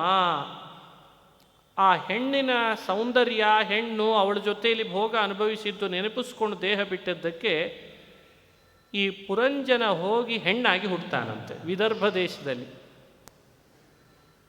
ಆಗ ಆ ಸತ್ತಂತಹ ಪುರಂಜನಿಯನ್ನು ಹೆಣ್ಣಿದ್ಲಲ್ಲ, ಅವಳು ಗಂಡಾಗಿ ಹುಟ್ಟಿರ್ತಾಳಂತೆ. ಇದು ಎಂಥ ವಿಚಿತ್ರ. ಉಪಯೇಮೇ ವೀರ್ಯಪಣಾಂ ವೈದರ್ಭೀಂ ಮಲಯಧ್ವಜ. ಆಗ ಇವಳು ಹೆಣ್ಣಾಗಿ ಹುಟ್ಟಿರ್ತಾಳೆ, ಅವನು ಗಂಡಾಗಿ ಹುಟ್ಟಿರ್ತಾನೆ ಮಲಯಧ್ವಜ ಅಂತ. ಅವನು ಪುನಃ ಇವಳನ್ನೇ ವಿವಾಹ ಮಾಡ್ಕೊಳ್ತಾನಂತೆ. ಇದು ಎಂಥ ವಿಚಿತ್ರ ಪ್ರಸಂಗ. ಅವಳಲ್ಲಿ ಮತ್ತೆ ತಸ್ಯಾಂ ಸಂಜನಯಾಂ ಚಕ್ರೆ ಆತ್ಮಜಾಂ ಅಸಿತೆ ಕ್ಷಣಾಂ ಅಂತ ವಿವರಣೆ ಕೊಡ್ತಾ ಬರ್ತಾರೆ. ಹೀಗೆ ಅಂತೂ ಇವರಿಬ್ಬರೂ ಕೂಡ ಹಿಂದಿನ ಜನ್ಮದಲ್ಲಿ ಪುರಂಜನ, ಇವಳು ಪುರಂಜನಿ ಆಗಿದ್ಲು ಅಂತ ಇಟ್ಟುಕೊಂಡು ಇವರು ಭೋಗ ಜೀವನ ನಡೆಸಿ ದೇಹ ಬಿಡುವಾಗ ಪರಸ್ಪರ ಇವರನ್ನು ಅವಳು ಅವಳನ್ನು ಇವನು ಅಂತ ನೆನೆಸಿ ಸತ್ತಿದ್ದರಿಂದ ಮತ್ತೆ ಗಂಡು ಹೆಣ್ಣಾಗಿ ಹುಟ್ಟಿದರೂ ಹುಟ್ಟಿದಾಗಲೂ ಕೂಡ ಇವರಿಗೆ ಪೂರ್ಣವಾಗಿ ನೆನಪಿರಲಿಲ್ಲ. ಅದೇ ಸಮಯಕ್ಕೆ ಇವರಿಗೆ ಯಾಕಿಷ್ಟೆಲ್ಲ ಪರಿಸ್ಥಿತಿ ನಮಗೆ ಬಂದು ಒದಗಿತ್ತು, ಏನು ಮಾಡಿದ್ವಿ ನಾವು ಅಂತ ಸ್ವಲ್ಪ ಯೋಚನೆ ಮಾಡ್ತಾರಂತೆ ಇಬ್ಬರು ಸೇರಿಕೊಂಡು. ನಮ್ಮಿಬ್ಬರಲ್ಲಿ ನಡೆದ ಅಪರಾಧ ಅಂದರೆ ನಮ್ಮ ಸ್ನೇಹಿತನನ್ನು ಮರೆತದ್ದು ಅಂತ ನೆನಪಿಗೆ ಬರ್ತದಂತೆ. ಅವನ ಸ್ನೇಹಿತ ಒಬ್ಬ ಇರ್ತಾನೆ, ಅವನ ಹೆಸರು ಅವಿಜ್ಞಾತ ಅಂತ ಹೇಳಿತ್ತು. ಅವನ ಮರೆತು ಅವನ ಮಾರ್ಗದರ್ಶನ ಇಲ್ಲದಂತೆ ನಾವು ಭೋಗದಲ್ಲಿ ರತರಾದ್ವಿ ಅಂತ ನಮಗೆ ಈ ಪರಿಸ್ಥಿತಿ ಬಂತು ಅಂತ ನೆನಪಿಸ್ಕೊಂಡಾಗ ಬಹಳ ದುಃಖಪಟ್ಟು ಅವಿಜ್ಞಾತನನ್ನು ಅತಿ ಹೆಚ್ಚು ಸ್ಮರಿಸಿ ಅವನನ್ನು ಕಾಣುವಂತೆ ಆಗ್ತದೆ. ಆಮೇಲೆ ಅವನ ಮೂಲಕ ಮಾರ್ಗದರ್ಶನದಿಂದ ಸಾಧಕರಾಗಿ ಅವರು ಸದ್ಗತಿಯನ್ನು ಪಡಿತಾರೆ ಅಂತ ಕಥೆ ಮುಂದುವರಿಸ್ತಾರೆ. ಏನು ಈ ಕಥೆಯ ಸಂದೇಶ ನಾವು ತಿಳಿಬಹುದಾದದ್ದು? ಅವಿಜ್ಞಾತ ಸ್ನೇಹಿತ ಅಂದರೆ, ಅವಿಜ್ಞಾತ ಸಖ ಅಂದರೆ ಅದು ಭಗವಂತನ ನಾಮ. ಅವಿಜ್ಞಾತ ಸಹಸ್ರಾಂಶು ವಿಧಾತ ಕೃತಲಕ್ಷಣ ಅಂತ ಬರ್ತದೆ. ಅವಿಜ್ಞಾತ ಸಹಸ್ರಾಂಶು ಅನ್ನೋದು ವಿಷ್ಣು ಸಹಸ್ರನಾಮದಲ್ಲಿ ಭಗವಂತನ ನಾಮ. ಜೀವ ಈ 9 ದ್ವಾರದ ಪಟ್ಟಣಕ್ಕೆ ಬರುವ ಮುನ್ನವೇ ಅವನಿಗೆ ಭಗವಂತ ಸ್ನೇಹಿತನಾಗಿ ಜೊತೆಗಿರ್ತಾನೆ. ಆದರೆ ಜೀವ ಅವನನ್ನು ಮರೆತು ಬಿಡ್ತಾನೆ. ಮರೆತು 9 ದ್ವಾರದ ಈ ಪಟ್ಟಣದೊಳಗೆ ತಾನು ತನ್ನದು ಅಂತ ತನ್ನ ಸುಖಭೋಗದ ಲಾಲಸೆಯಲ್ಲಿ ಬುದ್ಧಿ ಎನ್ನೋ ಪುರಂಜನಿಯನ್ನು ವಿವಾಹ ಮಾಡಿಕೊಂಡು ಇಂದ್ರಿಯಗಳ ಸೇನಾಧಿಪತಿಗಳೊಟ್ಟಿಗೆ ಪ್ರಾಣಾಪಾನ ವ್ಯಾನೋದಾನ ಸಮಾನ ಅನ್ನೋ ಪಂಚಪ್ರಾಣರನ್ನು ಕರೆದುಕೊಂಡು ತನ್ನ ಈ ಪಟ್ಟಣದಲ್ಲಿ ಸುಖಭೋಗದಿಂದ ಕಾಲ ಕಳೀತಾನೆ ಹೊರತು ನಿಜವಾದ ಸ್ನೇಹಿತ ಆತ್ಮೋದ್ಧಾರ ಮಾಡೋ ಅವಿಜ್ಞಾತನನ್ನು ದೂರ್ತಾನೆ, ಮರೆತು ಬಿಡ್ತಾನೆ. ಇದು ಅವನಿಗೆ ಇಷ್ಟು ಕಷ್ಟ ಬರಲಿಕ್ಕೆ ಕಾರಣ ಆಗ್ತದೆ ಅಂತ ಉಲ್ಲೇಖ ಮಾಡ್ತದೆ. ನಾವು ಪುರಂಜನ ಉಪಾಖ್ಯಾನ ತಿಳಿದ ಮೇಲೆ ಕಲಿಬೇಕಾದ ಬಹುಮುಖ್ಯವಾದ ಪಾಠ ಅಂದರೆ ಇದೆ. ಈ ದೇಹವೇ 9 ದ್ವಾರದ ಪಟ್ಟಣ. ನಾವೆಲ್ಲ ಪುರಂಜನರೇ. ನಾವೇನು ಮಾಡ್ತಿದ್ದೇವೆ? ಅವಿಜ್ಞಾತನನ್ನು ನೆನಪಿನಲ್ಲಿ ಇಟ್ಟುಕೊಂಡಿದ್ದೇವಾ ಅಥವಾ ಮರೆತಿದ್ದೇವಾ? ನಾವು ಪುರಂಜನಿಗೆ ವಶರಾಗಿದ್ದೇವಾ ಅಥವಾ ಪುರಂಜನಿ ಅನ್ನೋ ಹೆಣ್ಣು ಬುದ್ಧಿಯನ್ನೇ ನಮ್ಮ ವಶದಲ್ಲಿ ಇಟ್ಟುಕೊಂಡಿದ್ದೇವಾ? ನಾವು ಬುದ್ಧಿಗೆ ವಶರೋ, ಬುದ್ಧಿ ನಮ್ಮ ವಶವ?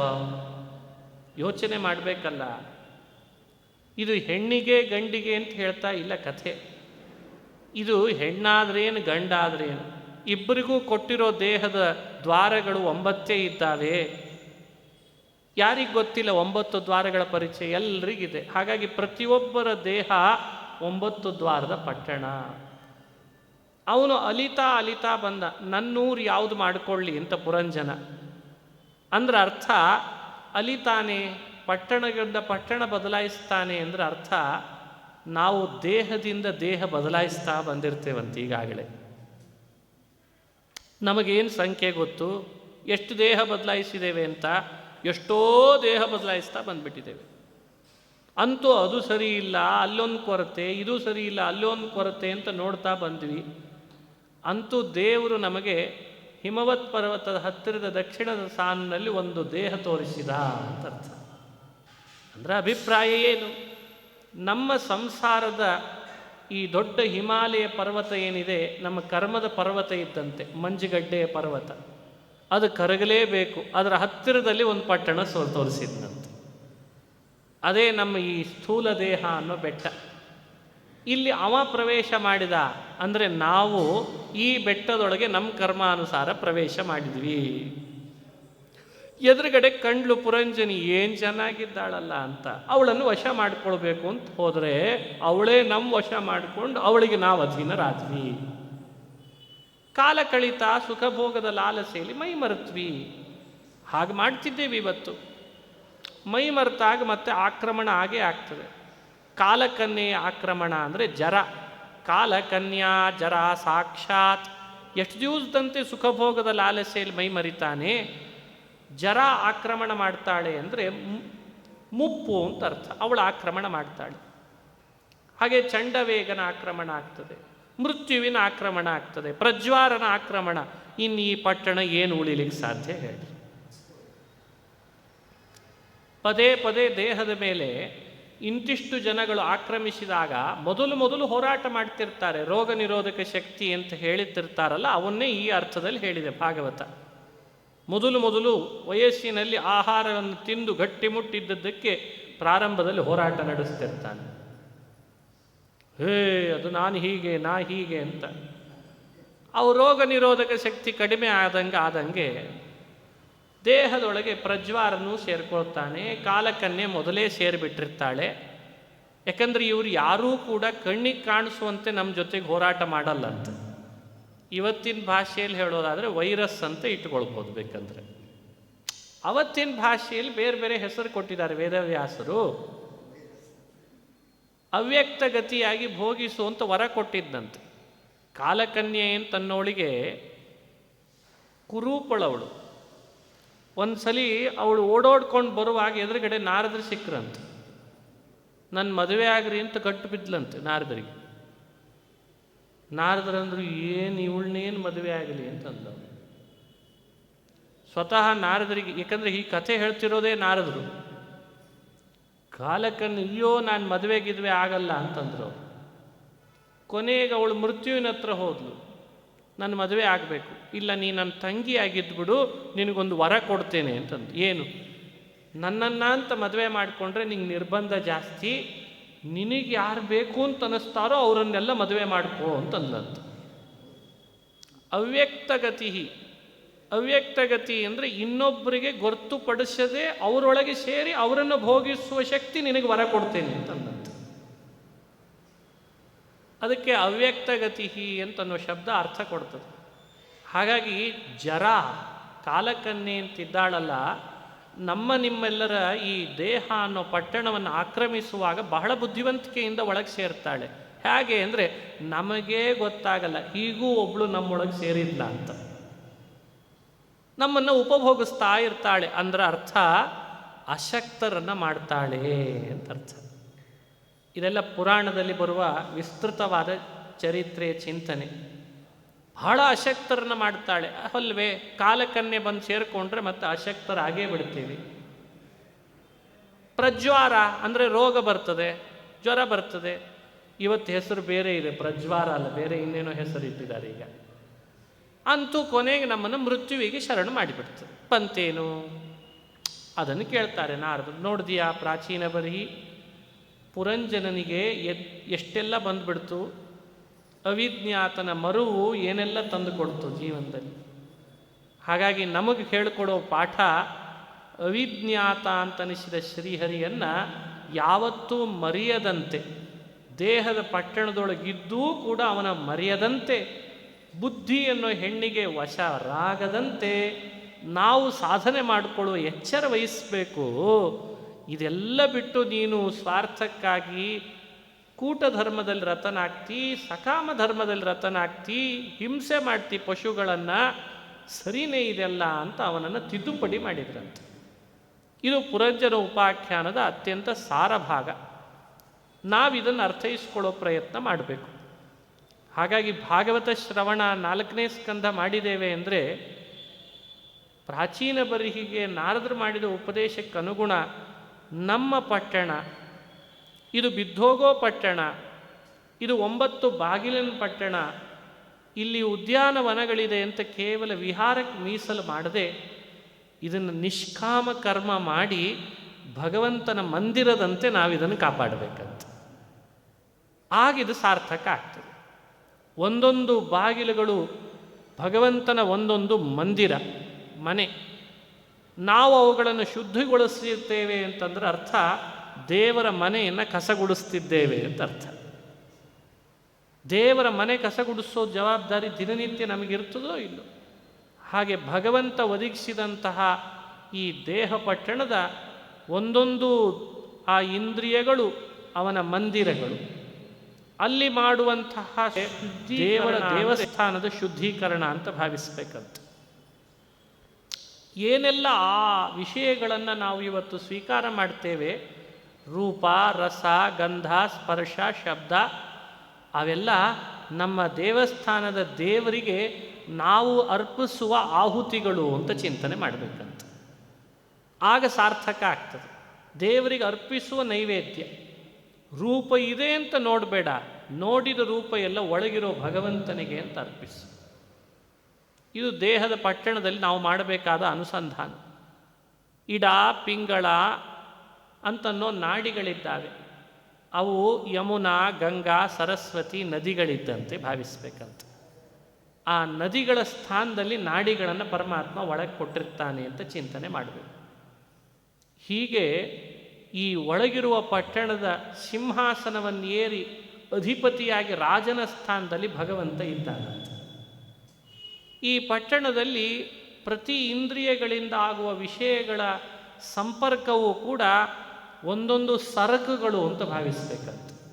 ಒಂದು ದೊಡ್ಡ ಸಿಟಿ ಅಂದಮೇಲೆ ಅಲ್ಲಿ ಸರಕುಗಳು ಜಾಸ್ತಿ ಇರ್ತವೆ, ಟ್ರಾನ್ಸ್ಪೋರ್ಟೇಷನ್ ಜಾಸ್ತಿ ಇರ್ತದೆ, ವ್ಯಾಪಾರ ವಹಿವಾಟುಗಳು ಜಾಸ್ತಿ ನಡೀತಾವೆ. ಹಾಗೆ ನಮ್ಮ ದೇಹದ ಇಂದ್ರಿಯಗಳ ಜೊತೆಯಲ್ಲಿ ವಿಷಯಗಳ ಸಂಪರ್ಕ ಅಂದರೆ ಸರಕುಗಳ ಸಾಗಾಟ ಅಂತ ಅರ್ಥ.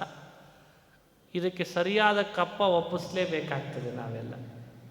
ಎಲ್ಲೆಲ್ಲಿ ಸರಕುಗಳ ಸಾಗಾಟ ಜಾಸ್ತಿ ನಡೀತದೋ ಅಲ್ಲಿ ಕಪ್ಪ ಒಪ್ಪಿಸ್ಬೇಕು, ಟ್ಯಾಕ್ಸ್ ಕಟ್ಟಬೇಕಾಗ್ತದೆ. ಯಾವುದು ಟ್ಯಾಕ್ಸು ಅಂದರೆ ಭಗವಂತನ ಸೇವಾರೂಪವಾಗಿ ಮಾಡುವ ನಿತ್ಯ ಕರ್ಮವೇ ದೇವರಿಗೆ ನಾವು ಅರ್ಪಿಸುವಂಥ ಟ್ಯಾಕ್ಸು ಅಂತ ಭಾವಿಸ್ಬೇಕಂತೆ. ಇದನ್ನೆಲ್ಲ ನೋಡಿಕೊಳ್ಳುವ ಜವಾಬ್ದಾರಿಯನ್ನು ಇನ್ಕಮ್ ಟ್ಯಾಕ್ಸಿನ ಅಧಿಪತಿಗಳಂತೆ ವಾಯುದೇವರು ಇರ್ತಾರಂತೆ. ಅವರು ನಮ್ಮ ದೇಹದೊಳಗೆ ಉಸಿರಾಡಿಸ್ತಾ ಇರ್ತಾರೆ. ಹಾಗಾಗಿ ಉಸಿರಿನ ದೇವತೆಯಾದ ವಾಯು ಪ್ರತಿಯೊಬ್ಬ ಜೀವ ಮಾಡುವ ತನ್ನ ಕರ್ತವ್ಯ ಅನ್ನುವ ಕರವನ್ನು ತಾವು ಸ್ವೀಕಾರ ಮಾಡಿ ವ್ಯಾಪಾರ ವಹಿವಾಟು ಮಾಡ್ಕೊ, ಬೇಕಾದಷ್ಟು ಮಾಡ್ಕೊ. ಈ ಪಟ್ಟಣ ನಿನಗೆ ಎಷ್ಟು ದಿವಸ ಬೇಕೋ ಅಷ್ಟು ಲೀಸಿಗೆ ಕೊಟ್ಟಿದ್ದೇವೆ ಅಷ್ಟೇ. ಇದು ಪರ್ಮನೆಂಟ್ ಅಲ್ಲ, ಇದು ಲೀಸಿಗೆ ಕೊಟ್ಟಿದ್ದೇವೆ. ನೀನು ಇದನ್ನು ಲೀಸಿಗೆ ಉಪಯೋಗಿಸ್ಕೊ, ಇದನ್ನು ಉಪಯೋಗಿಸ್ಕೊ ಅಷ್ಟೇ ಹೊರತು ಇದು ಭಾರೀ ಇದೆ ಅಂತ ಇದಕ್ಕೆ ಎಷ್ಟು ಅಲಂಕಾರ ಮಾಡಿದರೂ ಇದು ಇಷ್ಟೇ ಇರ್ತದೆ. ಹಾಗಾಗಿ ಬಾಡಿಗೆ ಮನೆಗೆ, ಲೀಸಿನ ಮನೆಗೆ ಎಷ್ಟು ಅಲಂಕಾರ ಮಾಡಿದರೆ ಏನು ಲಾಭ ಬಂದೀತು? ಹೀಗೆ ತತ್ವಾರ್ಥ ಗರ್ಭಿತವಾಗಿ ಪುರಂಜನೋಪಾಖ್ಯಾನವನ್ನು ನಮ್ಮ ಮುಂದೆ ವ್ಯಾಖ್ಯಾನ ಮಾಡಿಕೊಡ್ತದೆ. ಇದು ಶ್ರೀಮದ್ ಭಾಗವತದಲ್ಲಿ ನಾವು ನೋಡಬೇಕಾದ ಮತ್ತೊಂದು ಉಪಾಖ್ಯಾನ. ಅಂತೂ ಈ ದಿನಗಳಲ್ಲಿ 5 ದಿನಗಳಲ್ಲಿ ಈಗಾಗಲೇ 4ನೇ ಸ್ಕಂಧದ ಯಾವುದ್ಯಾವುದು ಪ್ರಮುಖ ವಿಷಯಗಳು ಅಂತಿದ್ದಾವೋ ಅವುಗಳನ್ನು ನಾವು ಅನುಸಂಧಾನ ಮಾಡ್ತಾ ಬಂದಿದ್ದೇವೆ. ಕೊನೆಗೆ ವಿದುರ ಮೈತ್ರೇಯರ ಸಂವಾದವನ್ನು ಮುಕ್ತಾಯ ಮಾಡ್ತಾ ಶುಕಮುನಿಗಳು ಇತ್ಯಾಮ್ನಾಯ ತಮಾಮಂತ್ರ್ಯ ವಿದುರೋ ಗಜ ಸಾಹ್ವಯಂ ಸ್ವಾನಾಂ ದಿದೃಕ್ಷು ಪ್ರಯಯೋ ಜ್ಞಾತೀನಾಂ ನಿರ್ವೃತಾಶಯ. ಬಹಳ ಸಂತುಷ್ಟನಾದಂಥ ವಿದುರ ಮೈತ್ರೇಯರ ಅನುಮತಿಯನ್ನು ಪಡೆದು ತಾನು ಮತ್ತೆ ಪುನಃ ಹಸ್ತಿನಾವತಿ ಕಡೆಗೆ ಅಂತ ತೆರಳಿದ್ನಂತೆ. ಇದೆಲ್ಲ ವಿದುರ ಮೈತ್ರೇಯರ ಸಂವಾದ. ತನ್ನವರನ್ನು ನೋಡಬೇಕು ಅನ್ನೋ ಬಯಕೆ ಆಯಿತು. ಮೈತ್ರೇಯರಿಗೆ ನಮಸ್ಕಾರ ಮಾಡಿದ. ಸ್ವಲ್ಪ ದಿವಸ ಹೋಗಿ ಬರ್ತೇನೆ ಅಂತಂದ. ಹೋಗ್ಬಾ ಅಂತ ಕೊಟ್ಟು ಕಳಿಸಿದ್ರಂತೆ. ಹಾಗಾಗಿ ಇತ್ತಿ ಆನಮ್ಯ ತಮ್ಮ ಆಮಂತ್ರ್ಯ ವಿದುರ ಗಜಸಾಹ್ವಯಂ ಸ್ವಾನಾಂ ದಿದೃಕ್ಷು ಅಂತ ಹೇಳಿದ್ರಿಂದ ಅವನು ಹಸ್ತಿನಾವತಿ ಕಡೆಗೆ ಅಂತ ತೆರಳಿದ. ಆದರೆ ಇಷ್ಟರವರೆಗೂ ಏನು ಕಥೆ ಕೇಳಿದಾನೆ ಅದು ಬಹಳ ಆನಂದ ಕೊಟ್ಟಿತ್ತಂತ ಅವನಿಗೆ. ಹಾಗಾಗಿ ನಾವು ನೀವು ಶ್ರವಣ ಮಾಡಿದ ಕಥೆ ಅದು ವಿದುರ ಮೈತ್ರೇಯರ ಸಂವಾದದಲ್ಲಿ ಬಂದ ಕಥೆ. ವಿದುರ ಅಂದರೆ ಸಾಕ್ಷಾತ್ ಯಮದೇವರ ಅವತಾರ, ಅವನೇ ಧರ್ಮ, ಸ್ವಯಂ ಧರ್ಮನೇ ಭೂಮಿಗೆ ವಿದುರನಾಗಿ ಬಂದಿದ್ದು. ಅಂಥ ವಿದುರನೇ ಈ ಕಥಾಶ್ರವಣ ಮಾಡಿ ಆನಂದಪಟ್ಟ ಅಂತ ಚರಿತ್ರೆ ಹೇಳಿದ್ರಿಂದ ಇದು ಯಾವುದು ಮೋಹಕವಾದ ಚರಿತ್ರೆ ಅಂತ ಅಲ್ಲ. ನಮ್ಮ ಬದುಕಿನಲ್ಲಿ ಧರ್ಮನೇ ಈ ಕಥೆ ಶ್ರವಣ ಮಾಡಿ ಆನಂದಪಟ್ಟಿದ್ದಾನೆ ಅಂದಮೇಲೆ ಧರ್ಮ ಮಾಡುವ ನಾವು ಧಾರ್ಮಿಕರು ಅಂತಾದವರು ಈ ಕಥೆ ಕೇಳಿ ಸಂದೇಶವನ್ನು ಚಿಂತನೆ ಮಾಡಲೇಬೇಕು. ಇಷ್ಟನ್ನೇ ಹೇಳಿ ಏತದ್ಯ ಶೃಣುಯಾದ್ರಾಜನ್ ರಾಜ್ಞಾಂ ಹರ್ಯರ್ಪಿತಾತ್ಮನಾಂ ಆಯುರ್ಧನಂ ಯಶಸ್ವಸ್ತಿ ಗತಿಮೈಶ್ವರ್ಯಮಾಪ್ನುಯಾತ್. ಶುಕಾಚಾರ್ಯರು 4ನೇ ಸ್ಕಂಧಕ್ಕೆ ಫಲಶ್ರುತಿ ಹೇಳ್ತಾ, ಯಾರು ಮನಸ್ಸನ್ನು ಭಗವಂತನಲ್ಲಿ ಸ್ಥಿರಗೊಳಿಸಿ ಇಷ್ಟೋ ತನಕ ಹೇಳಿದ ಚರಿತ್ರೆಯನ್ನು ಶ್ರದ್ಧೆಯಿಂದ ಶ್ರವಣ ಮಾಡ್ತಾರೋ ಆಯುಷ್ಯ, ಧನ, ಯಶಸ್ಸು ಅವರಿಗೆ ಲಭಿಸ್ತದೆ, ಸದ್ಗತಿ, ಐಶ್ವರ್ಯ, ಮಂಗಳ ಎಲ್ಲ ಉಂಟಾಗ್ತದೆ ಅಂತ ಕೊನೇ ಶ್ಲೋಕದಲ್ಲಿ ಮುಕ್ತಾಯ ಮಾಡಿದ್ದಾರೆ. ಇದು ಭಾಗವತದ 4ಥ ಸ್ಕಂಧದ 31 ಅಂತ ತಿಳಿಸ್ತಾ ಇದ್ದಾರೆ. ಇದಾದಮೇಲೆ 5ನೇ ಸ್ಕಂಧ ಪ್ರಾರಂಭ ಆಗ್ತದೆ. 5 ದಿನಗಳಲ್ಲಿ ಸಾಧ್ಯವಾದಷ್ಟು 4ನೇ ಸ್ಕಂದದ ಸಂದೇಶದೊಂದಿಗೆ ಪ್ರವಚನವನ್ನು ಮಾಡೋ ಪ್ರಯತ್ನ ನಾನು ಮಾಡ್ತಾ ಇದ್ದೇನೆ. ಈ ಪ್ರವಚನ ಅಧಿಕ ಮಾಸದ ಪರ್ವಕಾಲದಲ್ಲಿ ನಡೆದದ್ದು. ಹಾಗಾಗಿ ನನ್ನ ಮೇಲೆ ತಮ್ಮೆಲ್ಲರ ಮೇಲೂ ಕೂಡ ಪುರುಷೋತ್ತಮ ರೂಪಿ ಭಗವಂತ ಅನುಗ್ರಹಿಸಲಿ.